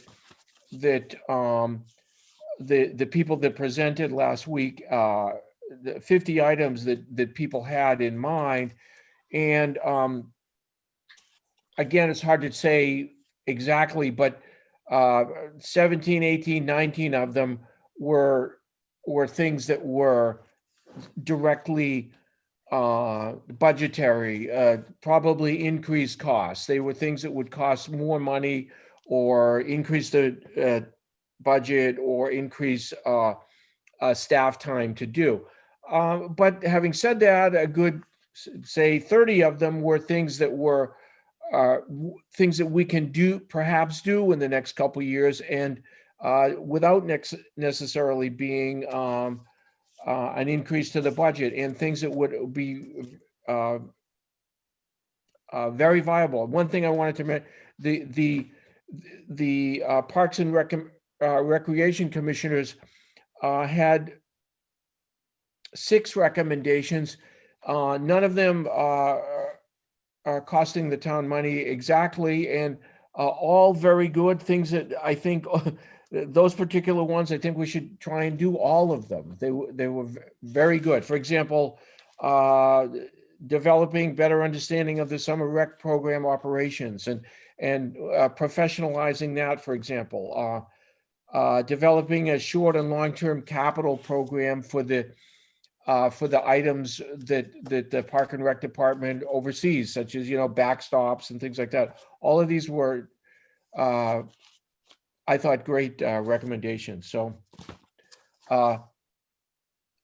and goes without saying that these were things that were not mentioned, that the things that Angus had brought forth, that were already being worked on, and worked on in some cases in a collaborative manner between departments and boards. So there's a lot going on.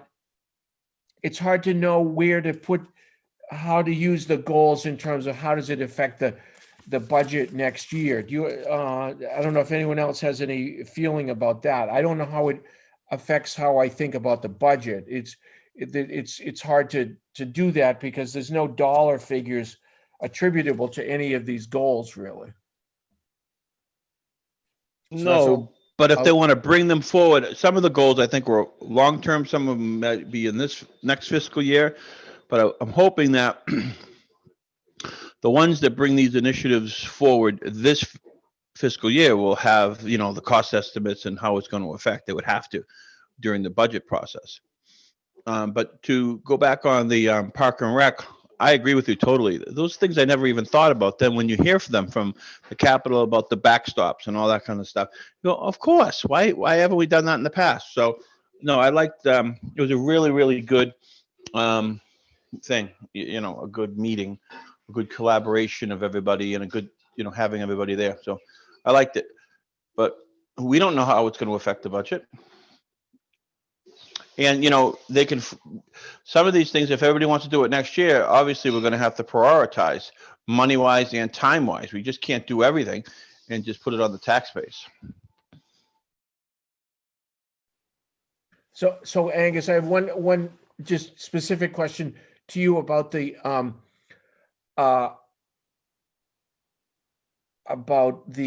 you wanted to work on the personnel and the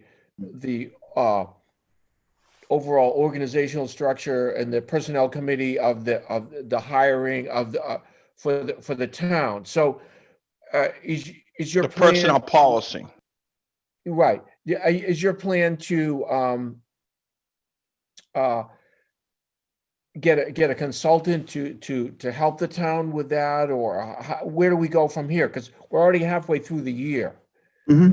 Well, right, as you know, the funding was just approved at the fall town meeting, so we couldn't formally go forward without that. And you have the memo later on tonight's agenda under item 9, so that kind of outlines how I propose to go forward. But as you all know, at least the Board of Selectmen, that a lot of these issues have been raised since very early in my time, and the longer I'm here, just some things we expand on the understanding, but fundamentally a lot of the issues have been there right from the start.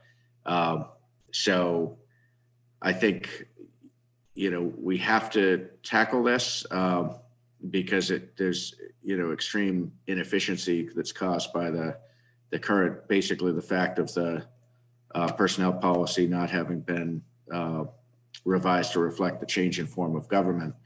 So there's a lot of things that the personnel policy is silent on that come up in practice in terms of whose authority is this or that. That ends up, obviously implicating my time, but also legal counsel's time, often the board's time. I bring you questions in executive session of, is it this or is it that? And so, we now have a pretty good list of what those questions are. Some issues have been asked and answered, such as, for instance, the process to amend job descriptions. That wasn't clear, and it's still not clear in formal policy, but it's been, in my first few months, I worked with the board on that, and it was agreed that the appointing authority did have the ability to modify job descriptions, but it should then, if that's other than the Board of Selectmen, that it should then be provided to the board and to the town manager's office so that we maintain, current records of what the latest job descriptions are.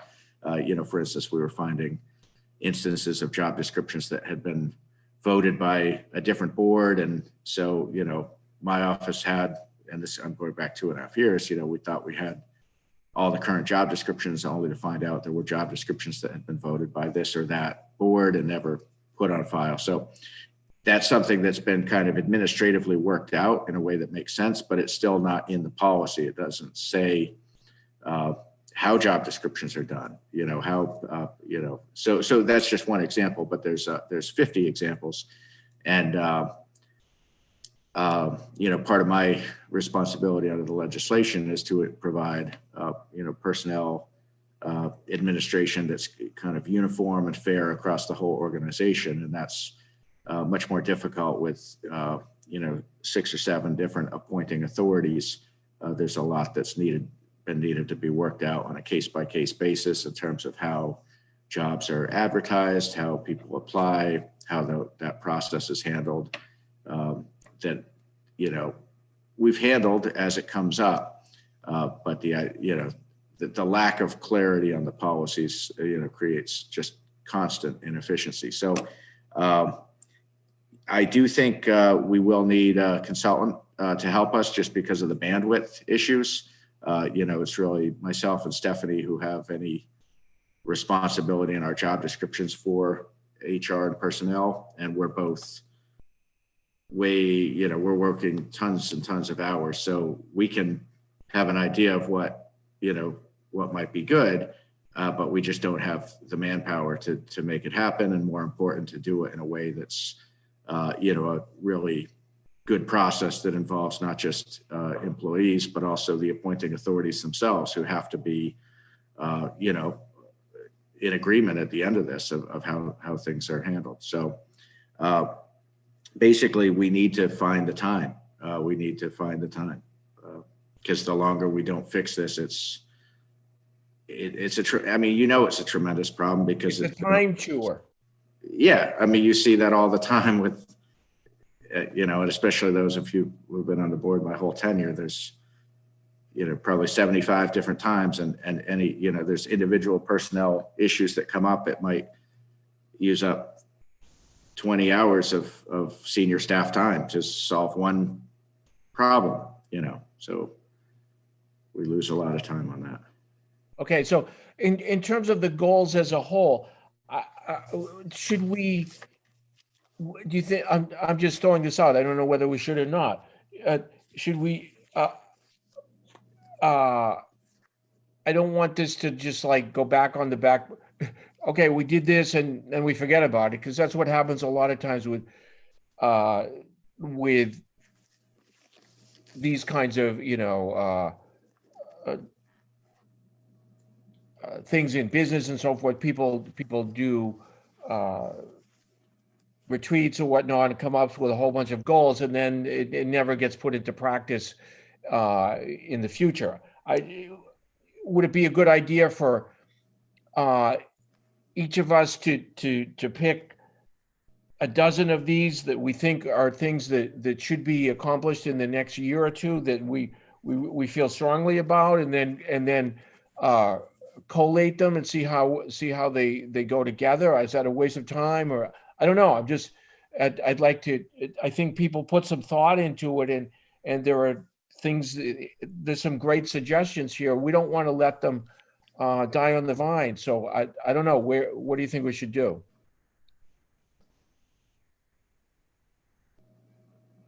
Are you asking all of us? Are you Yeah, asking Angus? yeah. What are you asking?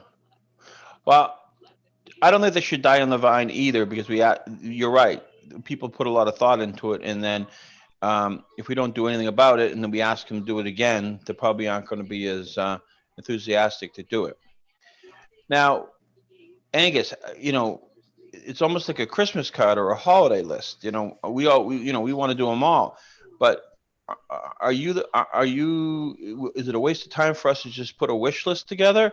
Or maybe you come back to us and say, hey, listen, this is what we can do realistically this year, next year, and start implementing them, knowing that we're going to have another 100 of them, 100 different things just when we start doing the budget. I mean, how do you want us to handle it?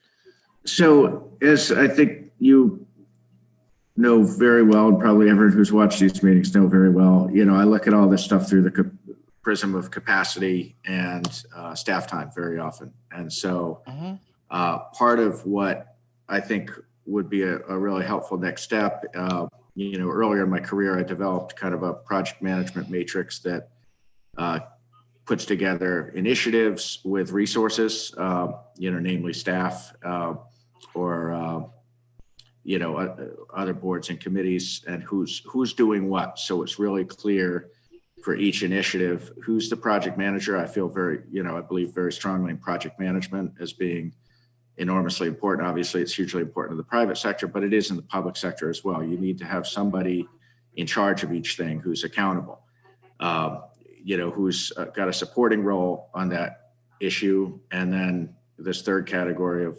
who needs to be kept in the loop, isn't necessarily needs to do anything, but if you get all the way down the road and you haven't consulted with that entity, there's going to be hell to pay. So those three categories, take, for example, the stormwater bylaw, that's going to have a lot to do with the town planner, because that office would be implementing that. But the conservation agent would certainly be involved, the building inspector, the health agent, myself, legal counsel.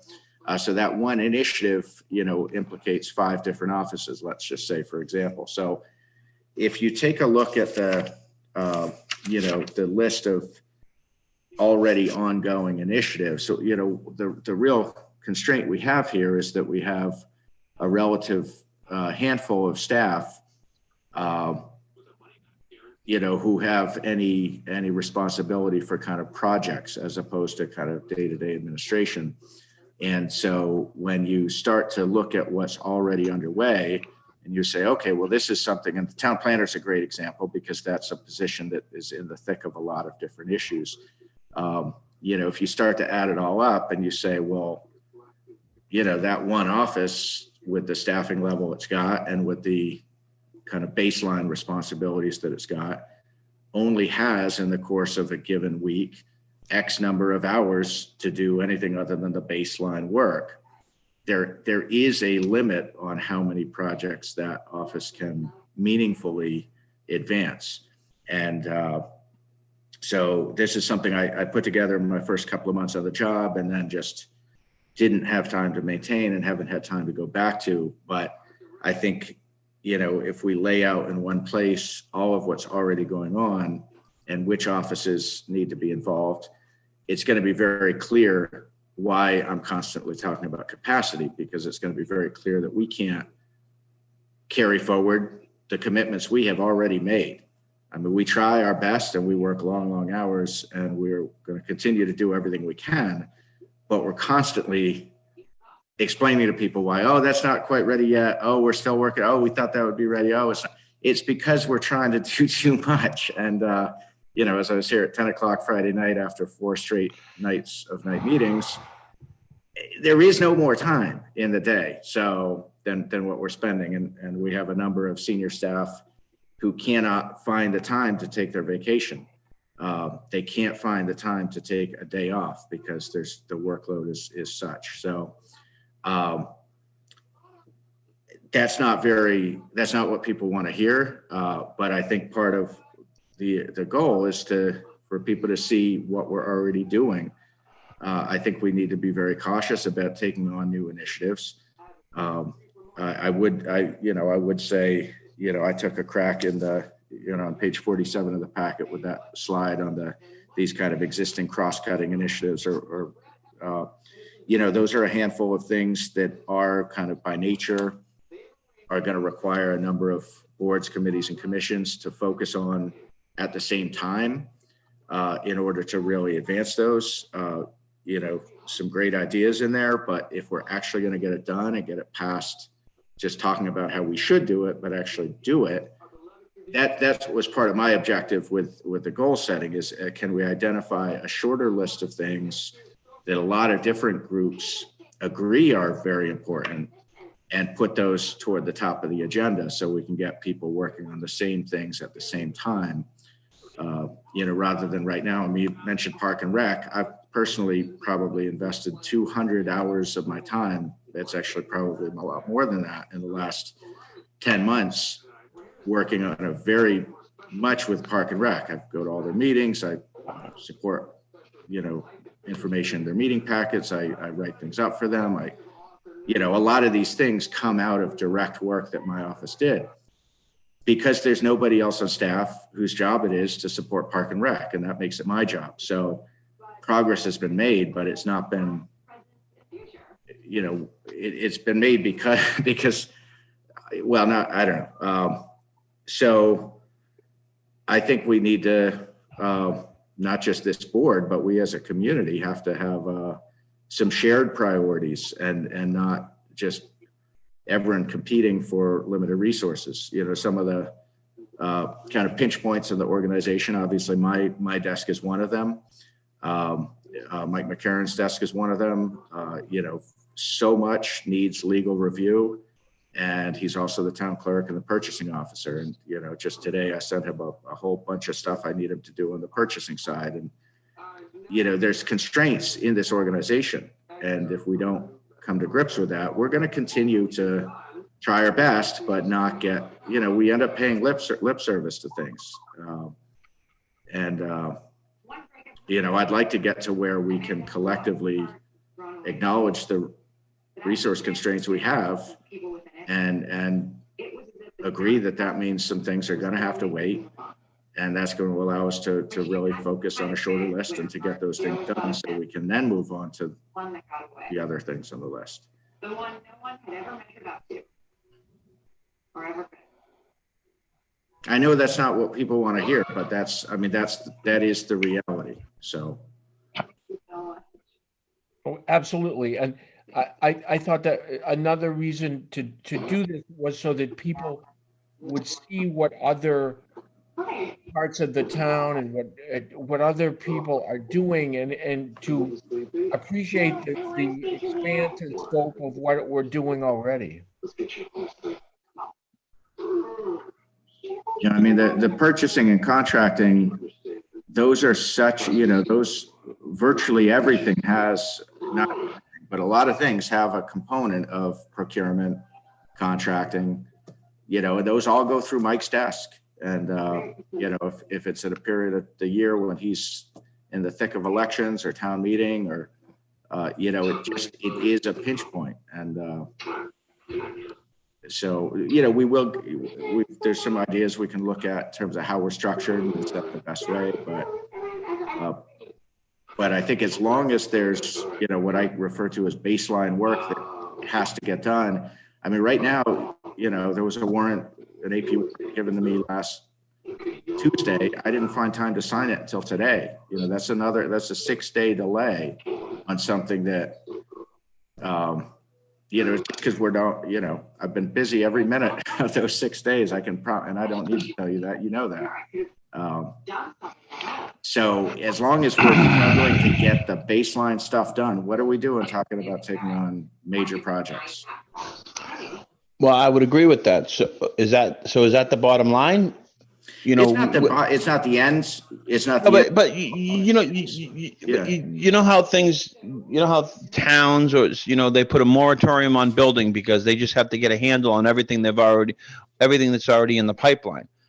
Do we put a moratorium on any new ideas for 6 months for a fiscal year until then we can set forth with the reorg and everything that you want to go forward with? If nothing else, we've had these conversations before, and I agree, but I never feel like we get, because I know you don't want to disappoint either. You don't want to disappoint anybody either with some new things, and you want to make sure that everything's done right, because not half the time, but a good portion of your time is dealing with things that haven't been done right over the years, and then have been put on your lap, and we all thought they were, and they're coming back to bite us in the backside. So, if nothing else, these conversations need to lead to something, and then if leading to something means stop and put the brakes on for a while, that's good too. There's nothing wrong with that. That's being responsible managers. That's being responsible people. I agree. It's like, Angus, you say you don't want to do things, but then when someone comes to you, you have to be Dr. No and actually say no. Yeah, but I think it needs to be a little bit more broader than that, because then like a town policy from us and Angus saying, okay, enough's enough, something like that. So it's not because Angus is in a precarious position. We get to not have to be there every day. You know what I mean? He has to look at the people when they're calling or just stopping in and want this done and that. So of course he's going to want. That's him, and that's he's running the town. That's what he wants to do. But we need to. I don't know. I mean, when you look at the list, and I want to thank Jenny for the work she did to write up those notes, because it was really, really helpful to me, and I'm sure to the board as well. This, the page 50 and 51 of the packet. When I look at those items, many of those, I maybe say most of those, are things that are either happening or that are going to happen within the capacity of either the committee and board itself, or for those that do oversee staff, I think that's within the capacity of those staff. So I think, this is a shorter list than what we might have seen. And I think that's partly because I think people have been hearing what we've been saying. I don't see this as, I really don't see this list as pie in the sky stuff. A lot of it is, kind of fundamental stuff. I think part of what's been missing, and I think it's still missing, other than kind of I've got a draft on my computer, but it's not something I've rolled out publicly, is to formalize what are those relationships between boards, commissions, and committees and staff. Which boards, commissions, committees have either dedicated support or as needed support of which offices in town. In some cases, that's obvious. In others, it's not at all obvious. And so, and I think it's those others that end up, can become an issue if, if a board or commission or committee starts an initiative that by its very nature, people in the community are going to look to, well, what does the town planner think? What does the town manager think? What does town council think? For example, if those initiatives are started without any kind of acknowledgement, any kind of affirmative determination that those offices have the bandwidth to engage with that in a meaningful way, that's when, town staff end up on our heels, where we're kind of, I don't think that's happened nearly as much as it was 2.5 years ago when I first got here. And of course, there'd been a big vacuum for some amount of time before I got here. So there was a big backlog of issues. I think it's much better now than it is. I think, for example, in the town of Reading, they have a town manager form of government, and they had a practice in place that I think would be, probably very unpopular here, but the manager put it in place for a reason. And that was that when staff were asked to do things that were outside of their kind of traditional responsibilities, in terms of supporting this or that, the town manager had to sign off on it. And so he was kind of the gatekeeper of staff time, and that prevented a situation where, the time that any given staff person or department's giving toward kind of special projects is actually undermining what they have to do on a day-to-day basis as part of their basic job.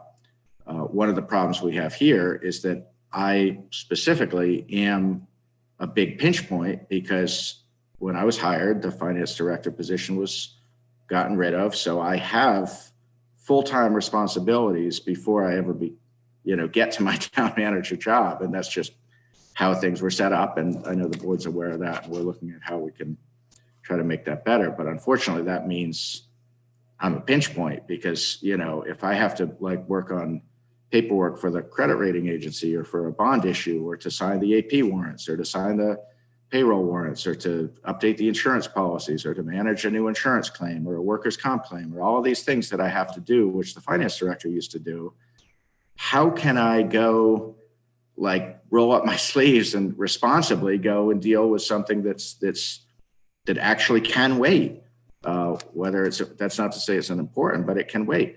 More often than not, Archie, you're right. I do end up digging into those issues, and I put in the time, and then I pay for it on the back end, because I still have to do my day job of being the finance director. So,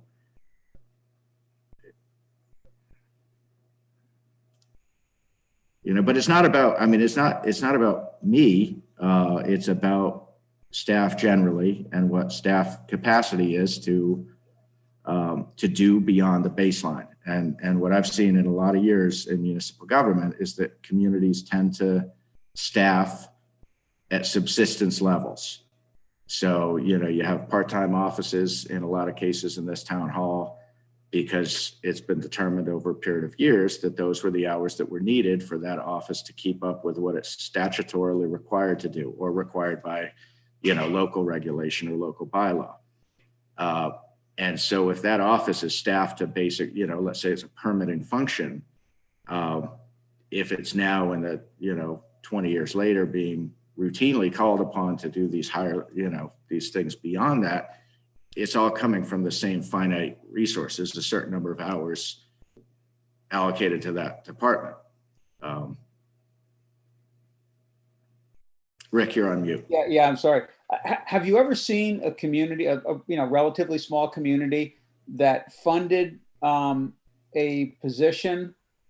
It would have to be a highly versatile, highly competent person who was assigned no baseline responsibility. Their responsibility was the other projects. That's typically the town manager's job.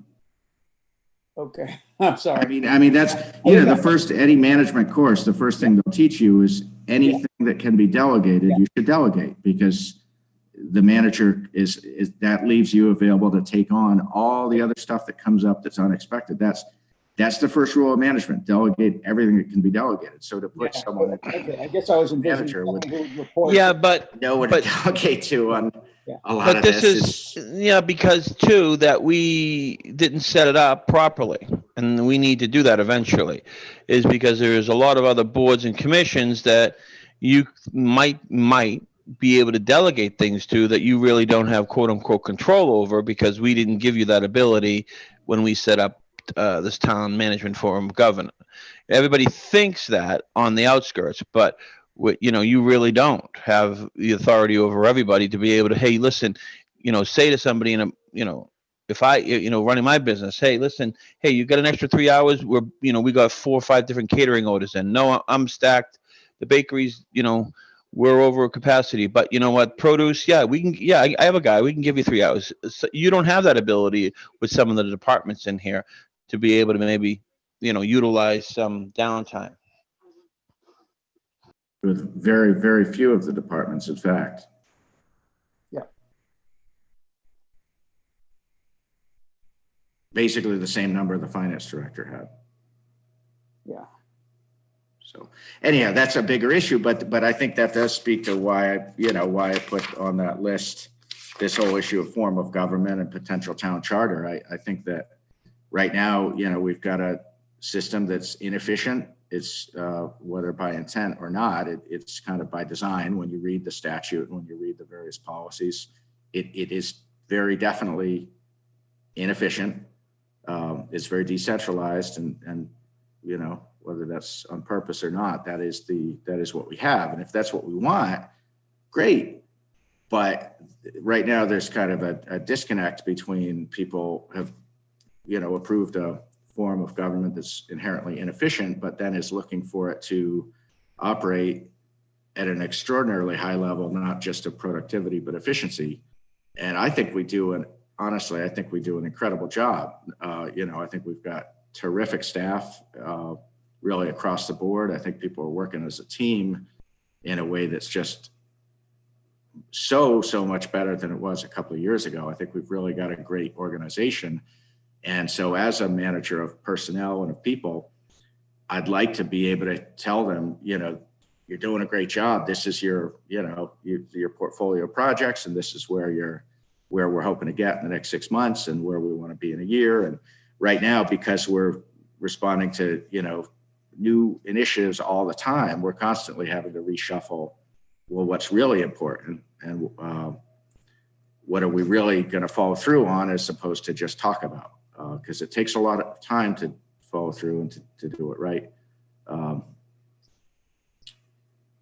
And people are also getting their direction from many different sources. So I don't have the luxury of giving someone their whole portfolio of projects. They're getting it from a lot of places. So I think, getting people on the same page in terms of what are the shared priorities is really important. We've outlined a half dozen of them, not all of which, were this year issues. The pipe save mill pond done. That's a major initiative, involving, in all likelihood, potential changes to conservation restriction, the management plan, never mind getting into what the land uses would be. I don't think people understand it when they just say that, but to do it right, that's a huge undertaking. I think we need to educate people more too, even when they come up with this, about the bandwidth, the man hours and stuff. Because something that big, you just can't put a Band-Aid on it. To do that right, it would be huge. I mean, it would take a monumental amount of man hours to be able to do it right. We can do it easy, we could do it less, but it won't be right, and we'll be re-looking at it in 5 years. So again, what do you want? Well, I guess here's a tangible thing. So Archie, to your point a few minutes ago, I'm certainly not want to be someone who's saying we're going to try to shut down ideas. But I think that if there are initiatives that a board or a commission or a committee is forward, and they've got the capacity in-house, that's great. We can nurture those. But I do think it's helpful if the board, especially for those committees that you yourselves appoint, if you kind of formally bless those initiatives and kind of endorse the idea that they're in charge, I think that's great. If you do that, because then it's explicit. And then if calls come in or resident emails come in, I can just direct them to the chair of that committee, and all right, we're not in the middle of that one. And then that's, you know, the minimal impact. But where it is right now, if something starts, you know, people do contact the town manager's office because they want to find out what's going on. And this board will ask me routinely for updates on different issues, some of which are part of my direct workload, some of which are really nothing, you know, they're not. But I have to stay current on all those things because it's the board's expectation that I'm going to be able to brief you. So that's all contributes to the time it takes. So I think if we start being more specific about project management and okay, for these list of issues, who's the project manager, who's got a support role, who wants to be in the loop, and kind of put that all in one place. And then everyone's got kind of the playbook of who's leading on what and where the go-to person is. Because, you know, try as I might, you know, this electric vehicle charging station is a good example. Try as I might to get myself out of the middle of it, it just keeps coming back to me. I mean, you see that, Rick, right? Yeah, I do. Again and again and again on 12 different issues just on that one project. So it just keeps coming through me. I'm not inviting it. I'm not encouraging it. It just keeps coming back to me because whether it's here in town, residents, or other organizations out in the region or utilities, when they want an answer, they call the town manager.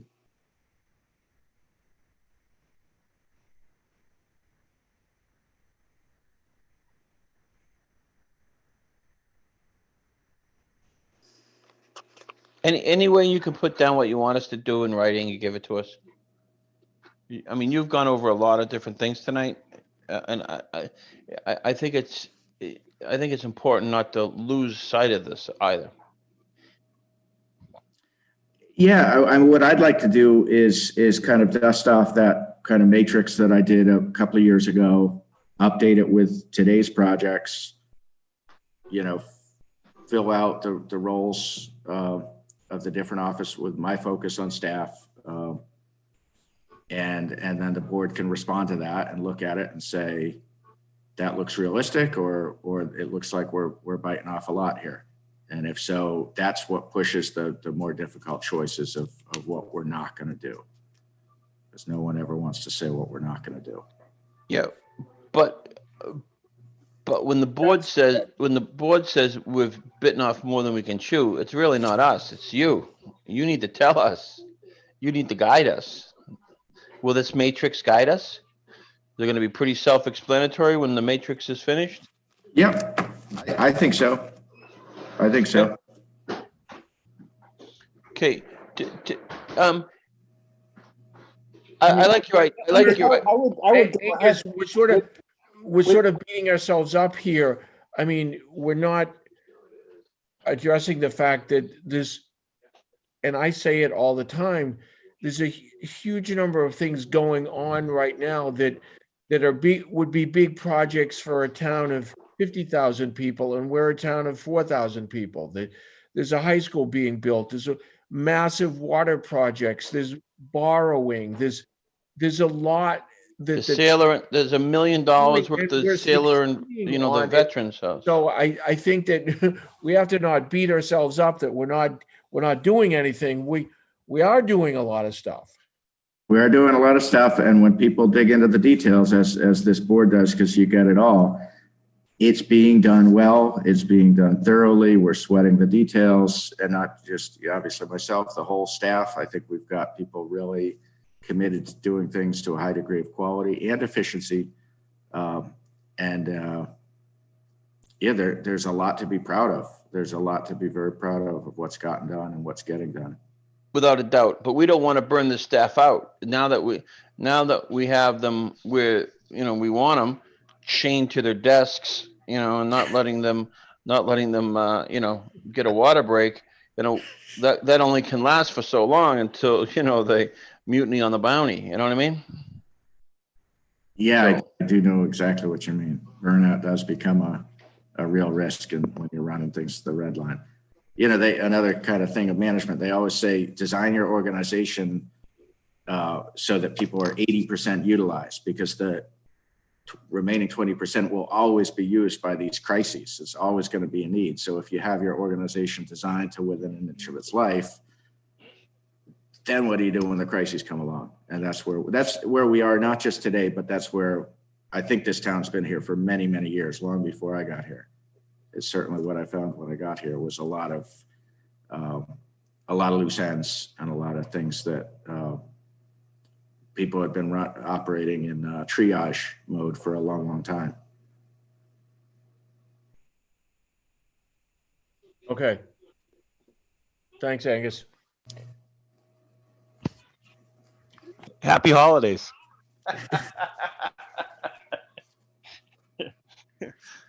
Sorry, but So our next item is only take us like a minute and a half. We have to decide the budget policy for the next fiscal year. Let's give ourselves 2 minutes to do this. Okay. So I did, hopefully you got the email I sent out mid-afternoon today. But it's a kind of 10-point bullet list. Yes. And if you look at that side by side with the FY21 policy direction, that should allow this to be a pretty efficient discussion.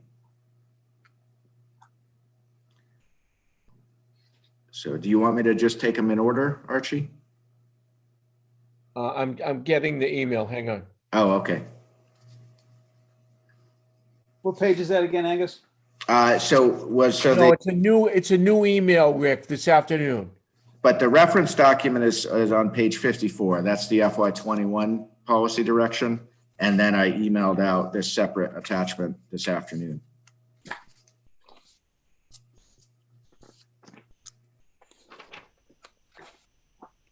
Sorry, I haven't digested the 50 emails I got this afternoon yet. Late.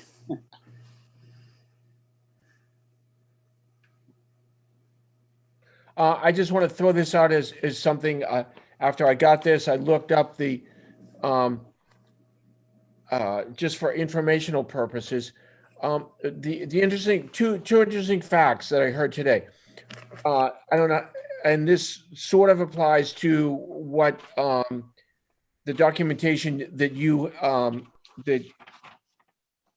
the finance department provided also, that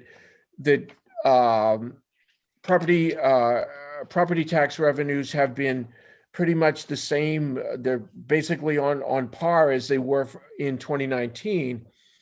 And so that's obviously a very good thing, something we weren't expecting in the spring, that we thought people would have a much harder time paying their real estate taxes, and that revenue would not be so good for the town, at least in terms of property taxes. So that's the first thing. And that goes in line with, surprisingly, the revenue for the Commonwealth of Massachusetts is actually in FY21 is actually up over revenue at this time in FY20. So that's a very interesting phenomenon. The revenue is up. So that's that first point. Second thing I looked up today was the consumer price index. It's hard. It's gone up and down a lot because things have the commodity, the price of oil and demand for products and stuff has changed dramatically during the course of the calendar year 2020. But at the moment, the consumer price index is depending upon how you look at it, how you calculate it, but it's less than 1.5% for the year, or perhaps even less than 1%. It's the inflation. The take-home message is inflation has been very, very, very low in terms of goods and services in the United States in the last 12 months.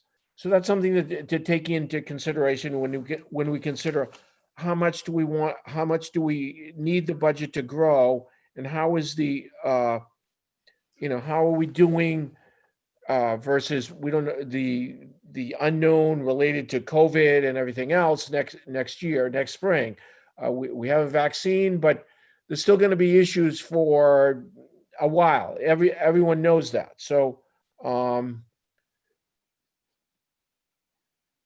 how that affects item 1 on there, I don't know, but I kind of would like to keep the increase in the budget even lower than we usually keep it this year because of these unknowns, and also because of the fact that the known that we do know is that the school budget hits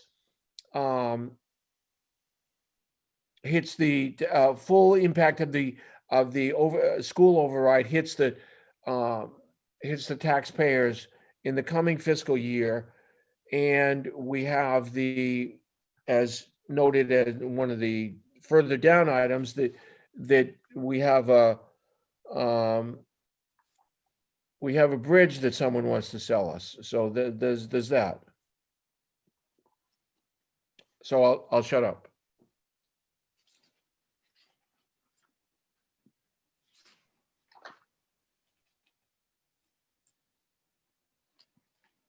Anyone else want to expound on item 1? How do we want the budget to grow next year?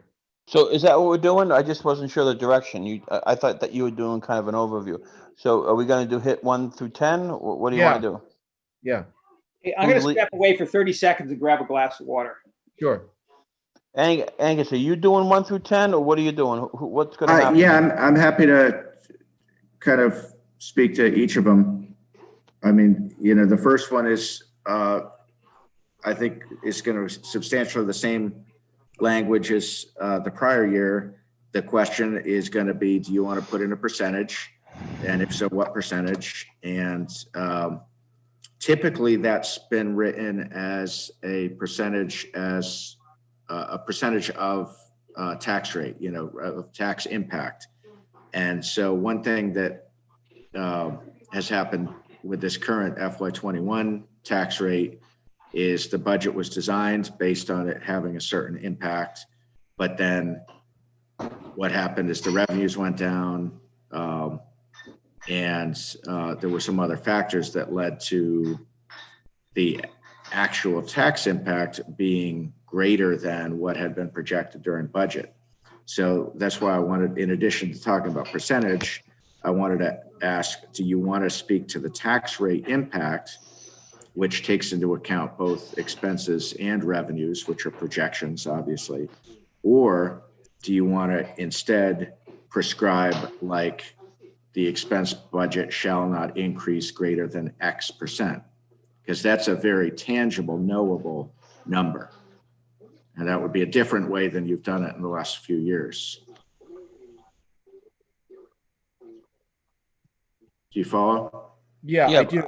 How do you want to do it? And is Rick back? Is Rick back yet? Rick's back. Yeah, he's muted, but he's back. Okay. I did miss some of that, but I'm going to try to interpolate based on what I hear going forward. So, if you do tax, I guess what I'm saying is if you do tax rate impact, we'll do the best we can to make the projections based on what we know, but it's still an estimate. Whereas if you say you don't want the expense budget, and I've noted excluding schools, because we do know the school's going to go up quite a bit with the new debt service. But if you said you didn't want the expense budget to go up more than X percent, that's something that's very tangible that I can, that's my direction you've given me to the budget I'm preparing. I think that's an easier way to do it and more understandable, I think. It's a little bit less. That way you have one unknown instead of two, really. Yeah. Okay. I mean, I'll tell you, because I inherited the initial format for this when I got here a couple of years ago. I did always think that using it as a percent of tax impact, there's, as you hear again and again, year after year, there's so many unknowns in the process, some of which are not known until even after the tax classification hearing in November. The actual tax rate ended up being 5 cents lower than we thought it would be even a few weeks ago, because something changed in the model once DOR got their hands on it. So there's so many unknowns in terms of assessed value, new growth, non-tax revenues, all of that plays into the bottom line of the percent impact on taxes. So if you do just a simple, we don't want the expense budget to increase more than whatever that percent is, that's a no number. We would all do that math and we'd all come up with the same number. Okay. Okay, well, my number is 1.5%. And Archie, I think your thinking is correct, because whatever we do, I mean, we could cut the town budget by 4% and taxes would still go up next year because of the school. So Right. I think, you know, to offset what we know is going to be school impact, I think you ought to be looking at a more conservative growth number on the town side. So do we say this, you know, we get our, you know, our goal setting things on how the budget is, and then, you know, and tell department heads that before then we're inundated with new initiatives of personnel and all this? Yeah, that's I hope so. purpose of this exercise is, which I then send the budget package around to everybody and say, this is your direction for next year. Now, let's say, you know, some department comes in and there's a fixed contractual increase that's greater than that, or that drives their budget greater than that. It's then my challenge in putting the overall budget together to find other areas that are going to increase less so that I still can deliver that bottom line.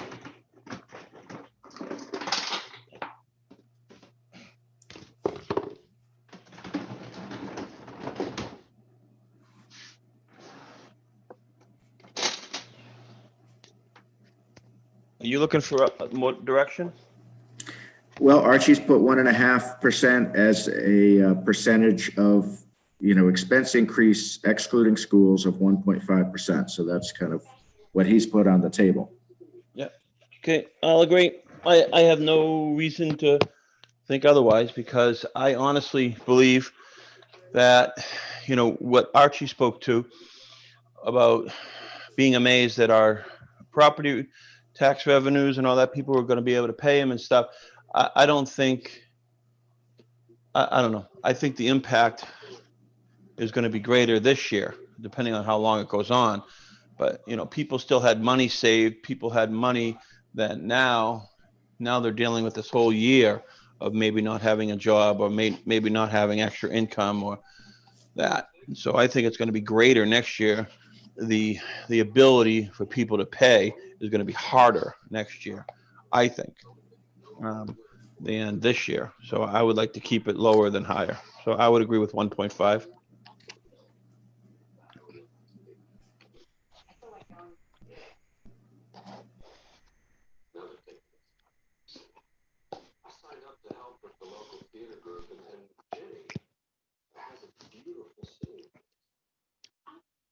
Am I still on here? Let's keep going. We got a lot to Okay. do. Yeah, we do. Okay. So the second bullet, that's, you know, I would suggest this. Well, I haven't heard. What did Rick? Yeah, What did I'm Rick sorry, say? Glenn, I was talking and I was looking at a piece of paper, didn't realize I was muted as I was talking. So- Okay. I just yeah, I don't want to railroad it out. My apologies. I was puzzling and because well, first thing I'll say is you probably won't remember this, but I did not expect to see a dramatic change in our tax revenue on real estate taxes last year, because I thought that it was the one asset that people would protect was their home. And I think that's what we've seen this year. And that's, in my opinion, that's why we didn't suffer a loss on tax revenue, on real estate tax revenue. We, you know, there haven't been people who, there hasn't been an increase in people who are unable to pay. Because that's what we're going to protect the most. But I guess sort of along with what Glenn just said, I'm not so sure that next year is going to be as good, because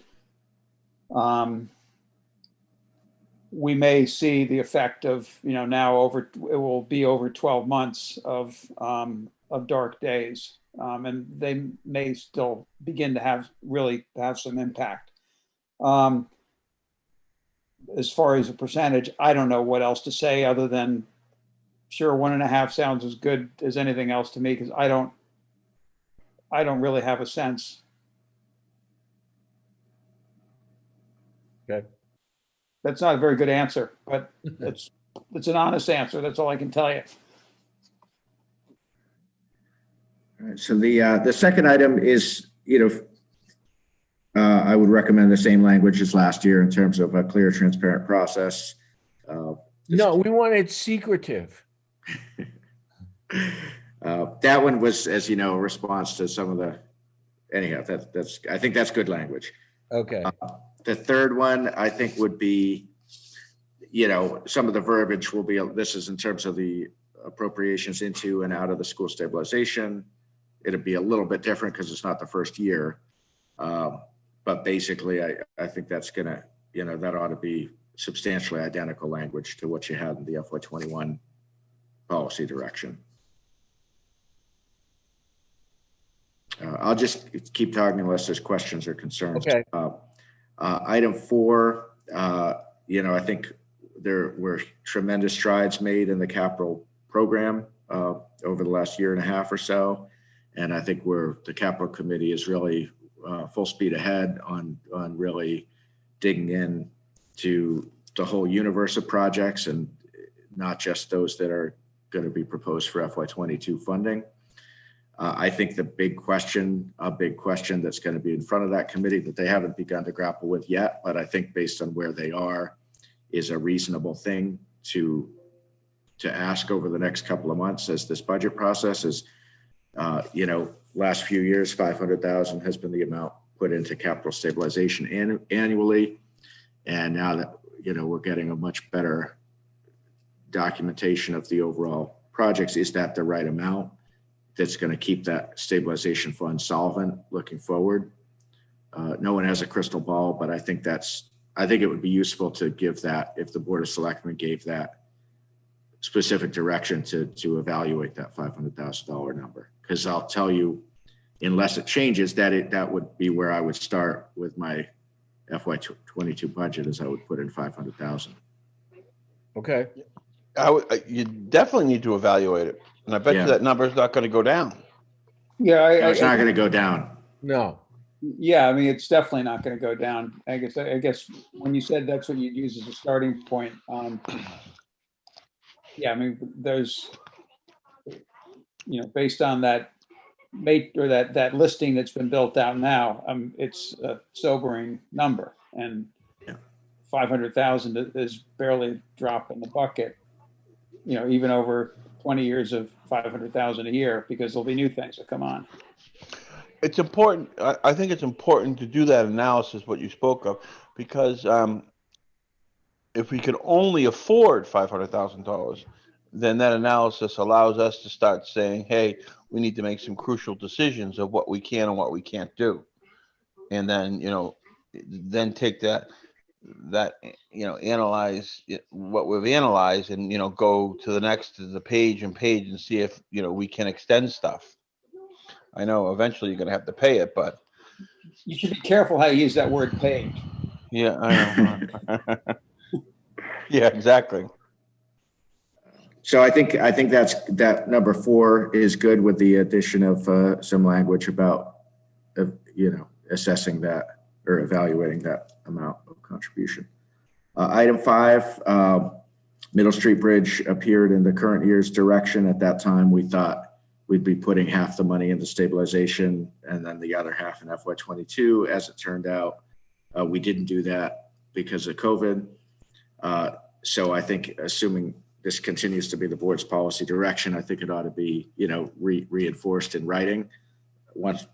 Once again, what you've said before of that the FY22 that we would propose to fund 100% of the town's share of the cost, taking into account anticipated contributions by grant funding and by the city of Newburyport, which we've got our written agreement there with a 50% split of the remaining costs. So, Angus, do we think that we will have in So FY '22, it sounds like it's a long way away, but it's really only half of '22. So my point being, It's 6 months away. yeah, half of it is only 6 months away. Are we going to need 100% of it in the next year and a half? The problem, so the project is on track with all of the prior timelines that we've provided. Namely, the design and permitting. They've been in touch with Concom in the last week or so and are looking for a pre-application review there as early as later this month. And they expect to be before Concom formally with a public hearing as early as January. So the design and permitting is on track with everything we've been saying right along. And so if that timeline extends, and our consultant is telling us they expect to hit the timeline, that would call for putting the project out to bid late spring, early summer. And the issue then becomes, if that happens, and Mike can correct me if I'm wrong, but the town can't sign a contract without the full amount appropriated. It's not like you can sign a contract, and some big construction company is going to mobilize and get started if they know that half of the money still has to be voted next year. You have to appropriate the full amount, even though the lifespan of, that's not going to be full in FY '22, but you have to have the money appropriated to sign the contract. So Archie, they won't sell us a bridge if we only have half the money. So, and we all know that, while our town meeting vote certainly is, nothing to put in the bank, that's going to be up to the voters, and they're going to need to vote that by a 2/3 majority, which is never a sure thing. We all know that one of the big questions here is going to be whether the city appropriates their share during their upcoming budget cycle. So I think having it explicit in our budget message that is our intent, it just reinforces what we've already been saying all along, and I think is useful. Okay. I agree with that. Next one, I like this language, and just if there are impacts on new requirements, regulatory requirements, new mandates, just to specifically invite departments and boards and committees to make that explicit. I don't know how much good it really does, but I do think it's symbolically important, if nothing else. So I would recommend the same language that you've got as item 6 in the FY '21 budget direction. Also item 7, I think that's very important to continue to have, clear statement of authority of who's got, who oversees each section of the budget. And then 8, 9, and 10 are new. And this isn't the order it would appear, but I wanted to keep 1 to 7 the same, just so it would make it easier to reference the current year. So item 8 probably ought to be first in line, which is COVID. Specify the impacts of COVID-19 on the proposed operating budget, including as these impacts may vary depending on assumptions regarding information that's unknown at the time of budget prep. So for instance, a department may say, if we're still in lockdown, or if we go back to lockdown, something like that, it would affect my budget in this way. But if the world is back to normal, then it would be this other. And I don't know if those scenarios exist, but I feel like it's important to specifically invite those preparing their budgets to tell us if there are COVID impacts that would have an impact on the operating budget. And if so, what assumptions they're making in the budget they're proposing.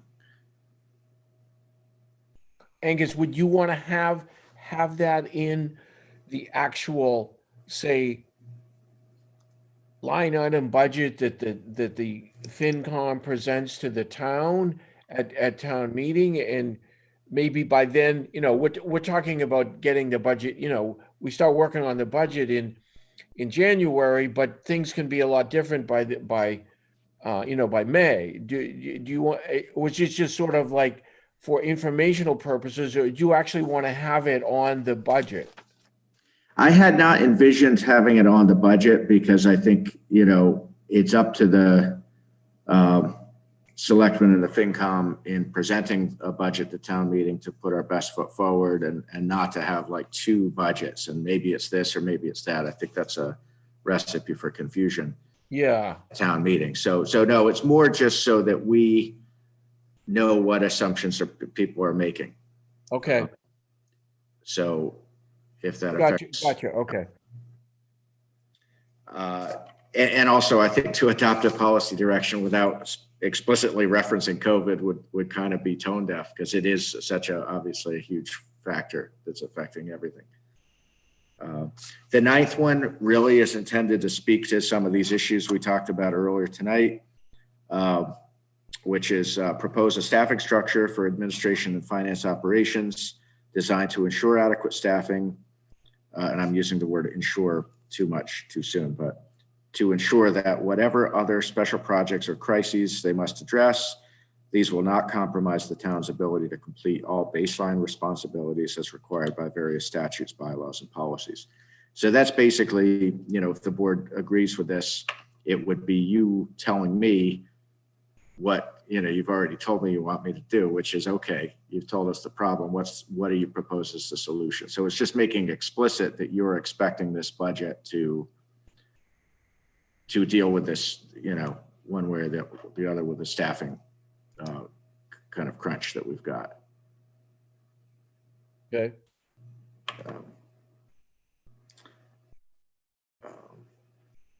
The final one I have on here, continue and expand consideration of potential opportunities to regionalize some town services if this can be achieved at cost savings while maintaining or enhancing current levels of service, including exploring potential opportunities that may not be achievable for FY22. As you know, some of these things take a while to research and take a while to put in place, but I thought if you put something like this in now, if you're only looking for things for FY22, there's maybe a very, very short list, but if there's things that could over a longer period be opportunities for cost savings, it basically sets your policy objective for management in preparing the budget to continue and expand consideration of those opportunities or potentials.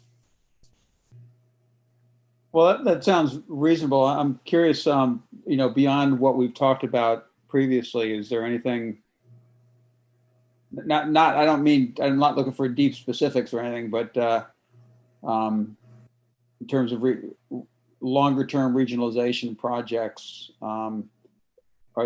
is there anything?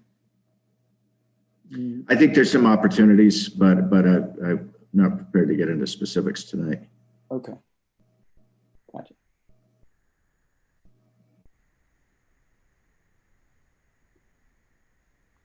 What about talking about paying the tax rate down, making any contributions like we've done in the past from free cash? That's not part of any consideration of that, or?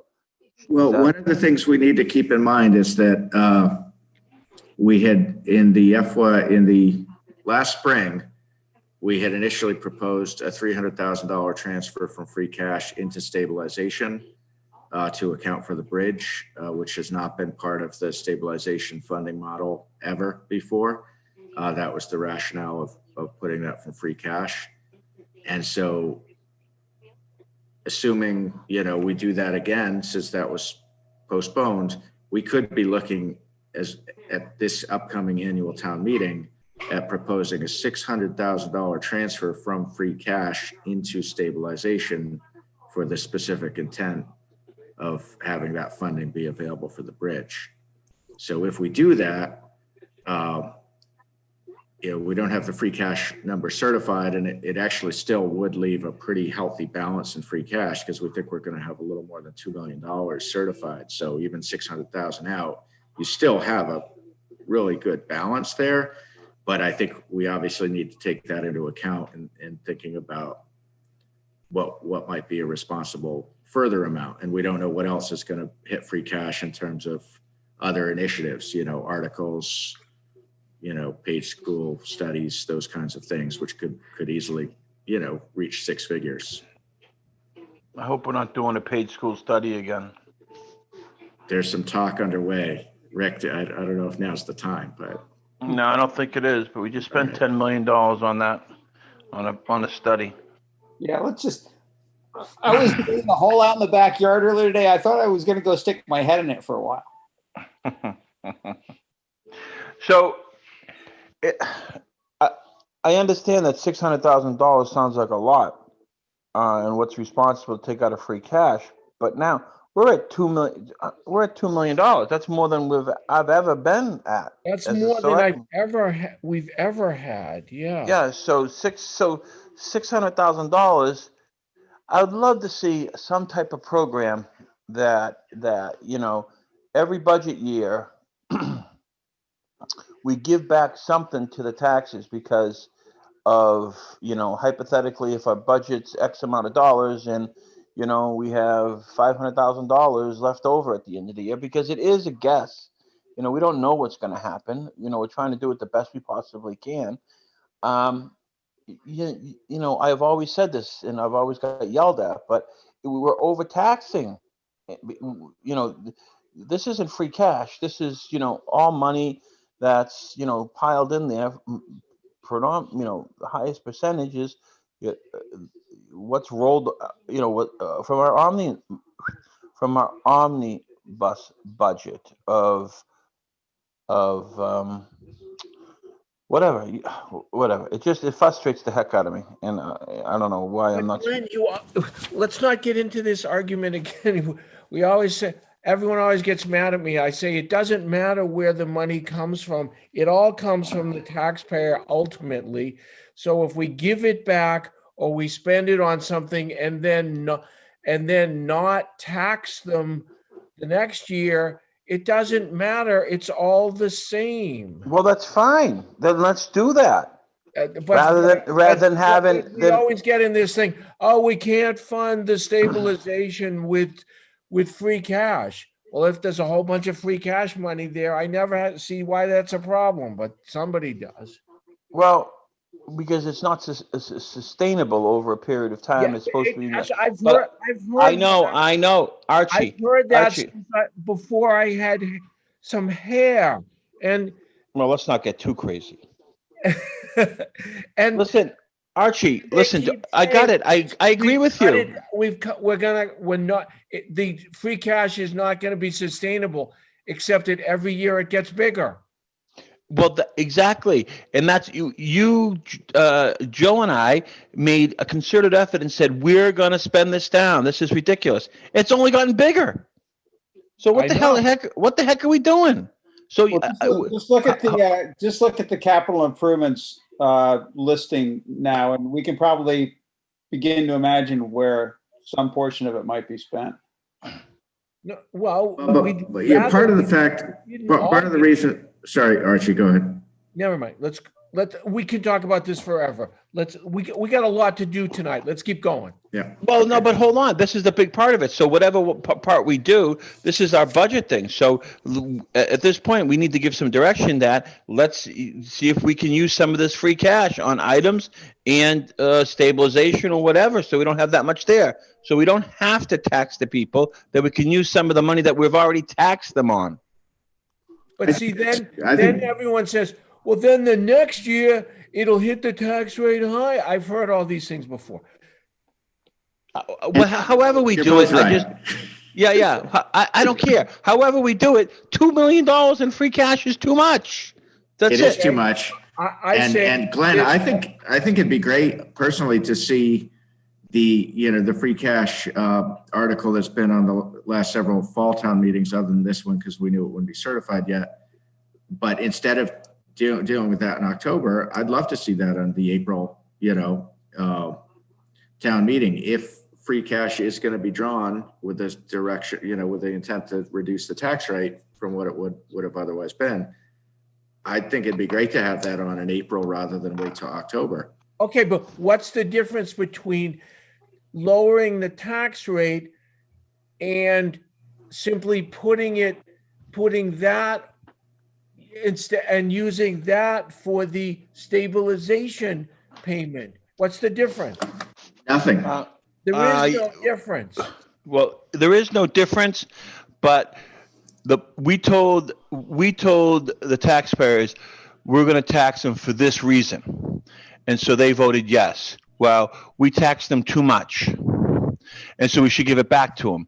Now we're taking them money that we've told them for one thing, and then we're going to use it for something else. I know they get to vote on it again, but that always bothered me. Okay, but then you're we'll right. have to tax them more to pay for the stabilization. Okay. No, whatever. you're right. I mean, you're both Yeah, right. I know, Archie. I always give Yeah. up because it gives me an ice cream headache because you're right, but it just irritates me. The bottom line, we got $2 million. It's too much. It's too much. So It's too much. let's do something about it. Okay, let's move on. The awesome thing is the bridge is not gonna be a hit to the taxpayers because of that. No, it is going to be a hit it already was a hit to the taxpayers. Yeah, I know, but I understand. We can go on all day. Sorry. So, but I think that if that's, if the majority of the board would be inclined to put that free cash transfer article on the spring town meeting instead of waiting till fall, I think it would be really good to say that now. If you feel that way. If there's a free. I'll do that, or we simply use it to pay the stabilization recommendation. Either way, it doesn't matter. Or we could do both. There's enough money there. There's only supposed to be like $600,000, $800,000 in there. We could do both. Well, that would be, Glenn, that would be 600 plus 500 would be 1.1. Yeah, and there's 900 left. Yeah. And then remember, then there'll be another year. How much is going to get zeroed out next year? And just for Jen Solis listening, that number is not certified, but I wouldn't have said it tonight if I didn't have a lot of confidence in it. But I hope it won't appear to the paper until it's actually certified. So, and we did hear from DOR actually today that it's not going to be till after the first of the year. So they're so backed up there. We've had it to them in October, and they've told us today we won't have it certified till January. What is what's the target? DOR had a target percentage of free cash to operating budget. What's that number? What was it, 2%, 2.5%? No. Was it 3 to 5 or 5 to 7? It was about 5% of the annual operating budget. Okay. Which would be 800. Yeah. Yeah. 800,000. Yeah, that's where I got that number. Yeah. And, if you look on page 57 of the packet, you can see the number of turnbacks of really quite large numbers. So,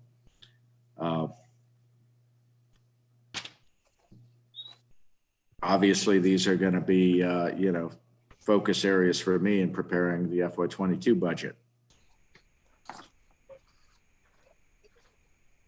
One thing I thought, I have one comment on that, and just road machinery expense. It shows that we're maintaining our equipment good, and we didn't have to have as many repairs as thought, which is excellent. Mm-hmm.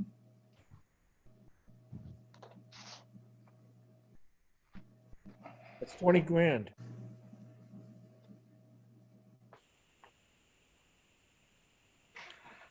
Okay, where are we? We're bogging here. As actually one just quick thing, and nothing's quick at 10 o'clock at night, but one thing I've talked about a little bit at a staff level is right now we have a pretty lean reserve fund with $60,000 for the entire town that over the years hasn't been hit much. And I kind of think after, this my third budget process here, I kind of think that some of these budgets are maybe more conservative because there isn't much of a reserve.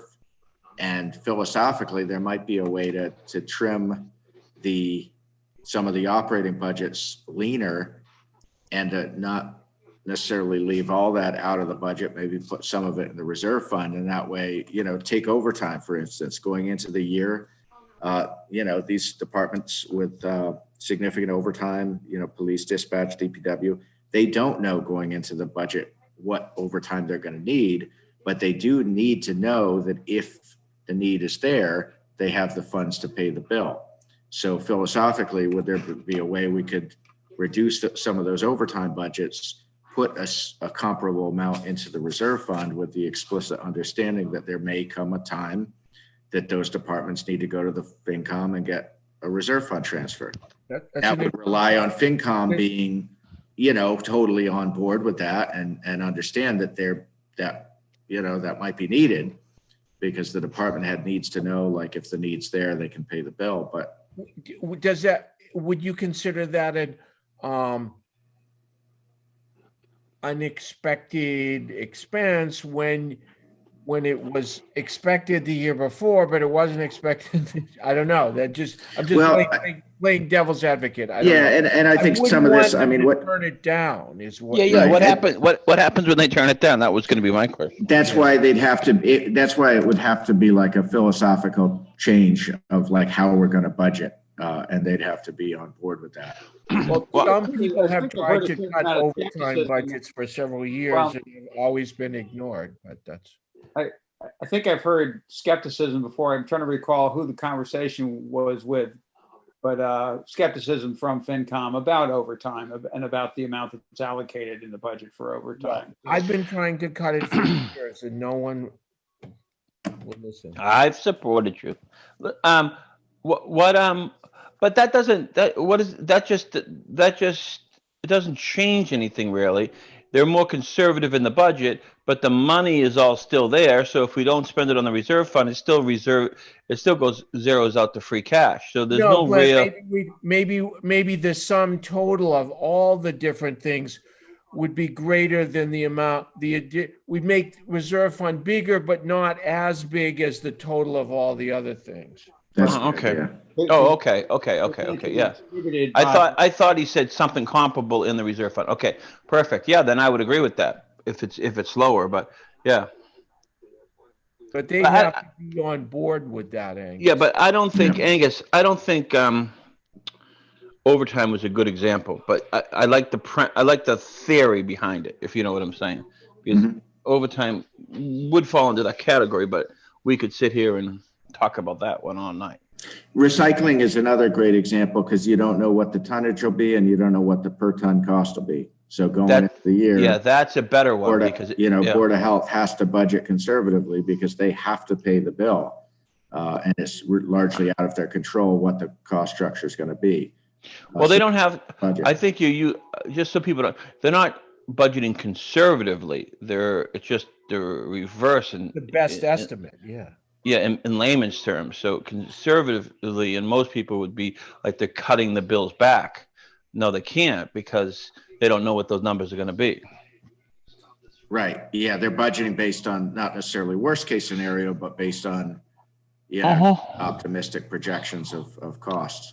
No, and that's why we have a lot of rollbacks. I mean, I don't mind rollbacks. It's just what we do with them is what I mind because we are guessing. Look, we're guessing for something that's going to start in June, July. We could all be gone. A media could hit by then.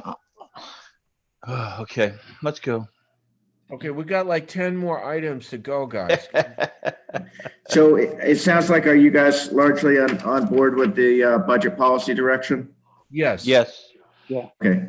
In to that effect, and then to have it reduced to writing, and then I'll wordsmith it and send it around, and you can all, give it another look before we finalize it later this week.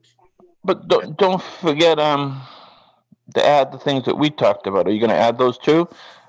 The reserve fund transfer stuff and things like that, or was that just preliminary? I don't think we're there yet on that, but I think on the idea of putting in, looking at whether there's going to be a free cash transfer, and if so, what amount, to look at that at the Springtown meeting rather than till fall, I think would be a direction.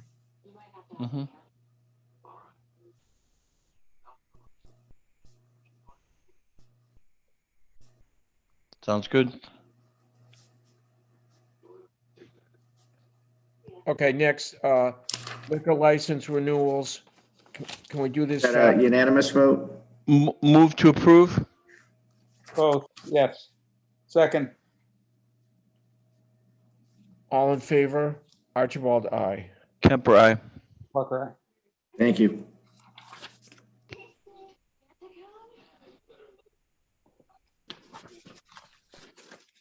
Okay, next one, consideration to extend Children's Castle lease and set rent level for Oh, Jan. we got the liquor license renewals. Okay. Liquor license. We renewal. just did those, I thought. We just did it. Oh, no, I was asking for a vote on the policy direction Oh, because there hadn't been a formal vote. So that's why I was asking if that was. You said so- liquor Well, in that license, case, literally. I make that a motion to accept the policy direction as discussed. Sorry, Second. guys. It's late. second. All in favor? Sorry, Archie. Okay, Ke- aye. Kemper, aye. Aye. Okay, and then we already made a motion and voted on, Joan, you didn't realize it, on the liquor license. That's all Okay, set. yep, got it. All right, got it. The Okay, motion was made by me, seconded by Rick. yep, I got it. Things getting a little punchy. Okay, I make a motion to extend the Children's Castle lease for an additional 3 months from January to March 2021 and set the rent level at, I gotta find the page. $11,665 per month. Okay, Second. all in favor? Aye. Discussion, I'm sorry. Does anybody in the audience have a question? I guess there's nobody left. So, well, Kemper- Jen is, I'm sorry, Jen, that wasn't disrespectful. I meant nobody other than press. Kemper, aye. Archibald, aye. Parker, aye. I make a motion to waive the Children's Castle rent for July and a partial waiver for August of 2020. Second. Kemper. Discussion? All in favor? Archibald, aye. Kemper, aye. Parker, aye.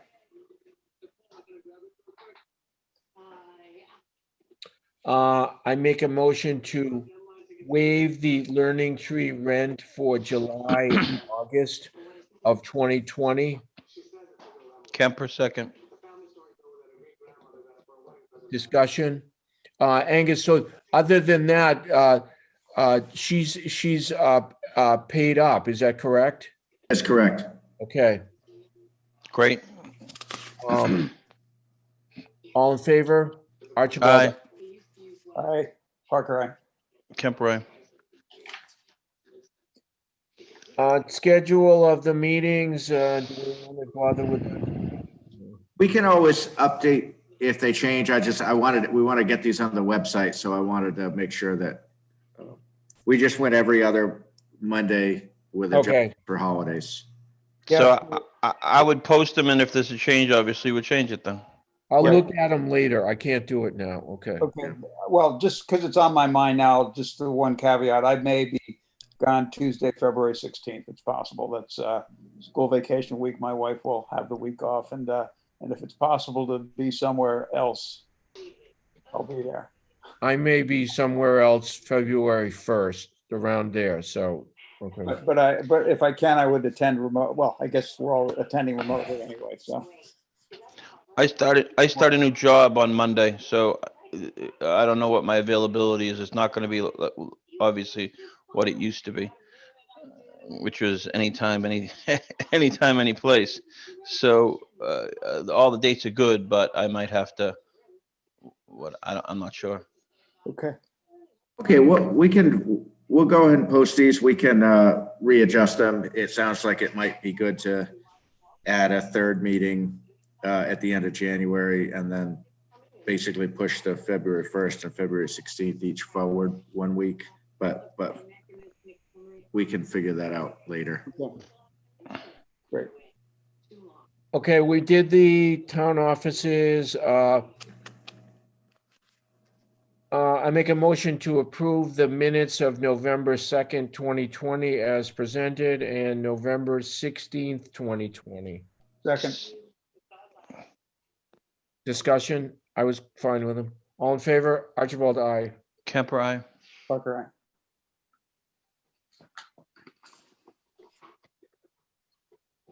Okay, I think we've already talked about Q and R. And S is really an informational item. I know I briefed you on that in the past with the, I had to turn around a support letter on the grant on about 24 hours notice. So normally I would bring that to the board for authorization, but I didn't have that time. Because we just got the notice last Wednesday and they needed the letter Thursday for MVPC grant for the hazard mitigation plan.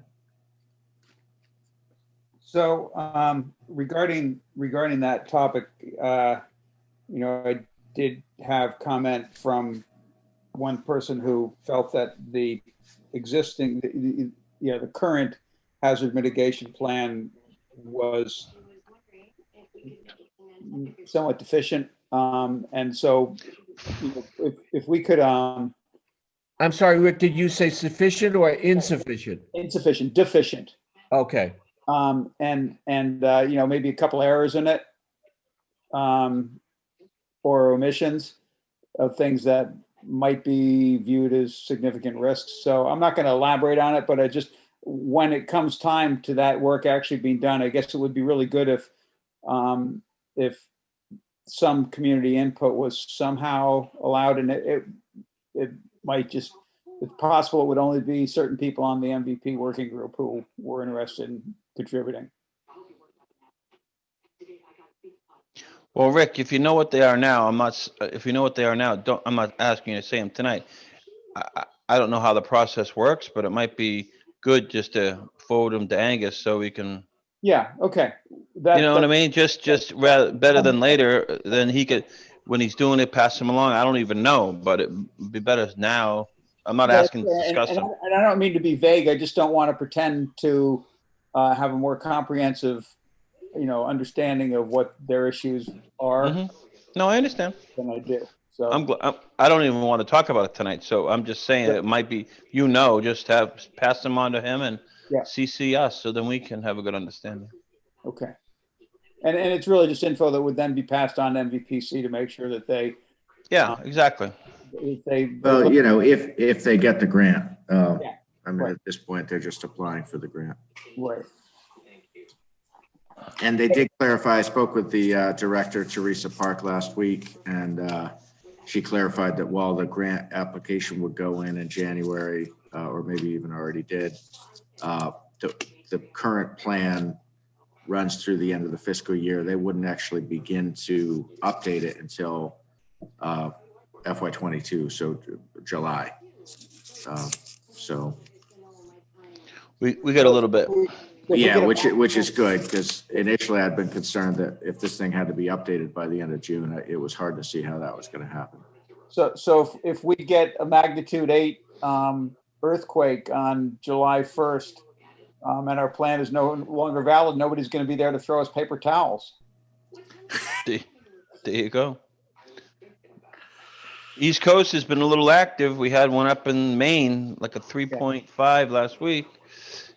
Lower Massachusetts Fall River had one a month ago.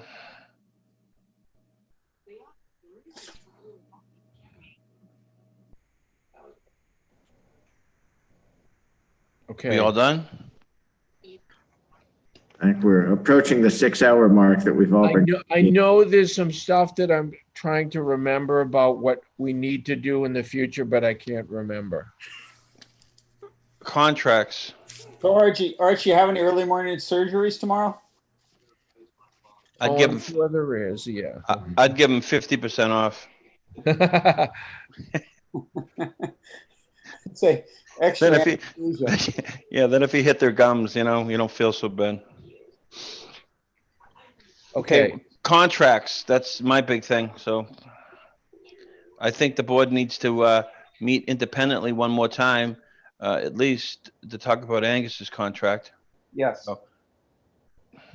So you and Mike have to spend a half an hour, look at the previous comments, and then we'll work on it.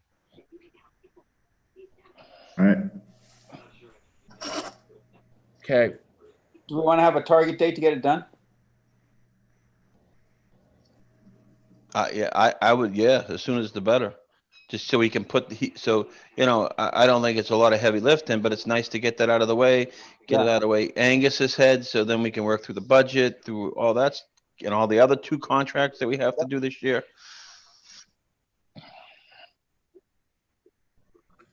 So, by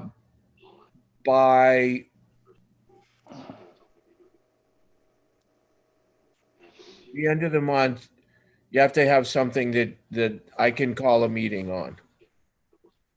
Okay. And we can have a quick meeting and do it. We might actually need to, on the issue of the used car renewal licenses. So Okay. there might be a need for a pro forma meeting That's before the end of the month. okay. Why can't we just approve the used car licenses right now with you, and give you permission to approve them or something like that? I don't know if you did it contingent on receiving all the paperwork. Yeah. Yeah. And then you don't have to bother with it, and That'd be a plus. It takes you an extra couple of hours just to put one of these things together. Yeah. Yeah, no, it is. It's these little things that add up. And you got to set the Zoom and all that junk. Yeah. Glenn, make a motion. I'd make a motion that we approve all the used car licenses in West Newbury applications is only if all the paperwork that is appropriate is, with those applications, and give Angus the authority to execute them. Is that good enough, I guess? Glenn, just you want to say that basically to renew all existing Class 3 licenses on the same terms and conditions as in the previous year. Where were you like 2 minutes ago? Okay. What he said. Yeah, I'll take that friendly amendment. I'll second that. All in favor? Aye. Aye. Aye. That's great. Thank you. Bonus. I can do that for the rest of the stuff for the whole year if you want.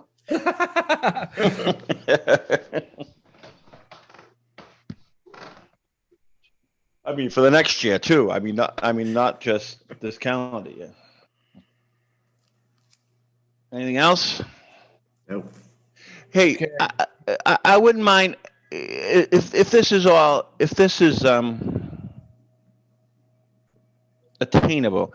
I wouldn't mind, Angus, you getting something together so we could announce a new contract on January 4th. If that's any way possible, or vote on one on January 4th in open session, just to get some type of timeline. Then that's behind us. Then we start clipping away at other things, because it wasn't what I saw personally when we met before. I think we can get it done relatively quickly. Well, that's what I said, Glenn. I want something to me that I can distribute to the 3 of us, and we can decide by early January. Okay. Okay. Bye, everybody. Make a motion to adjourn. Second. All in favor? Bye. Bye. Kemper, aye. Have a good night. All right. Thank you all. Good night, everyone.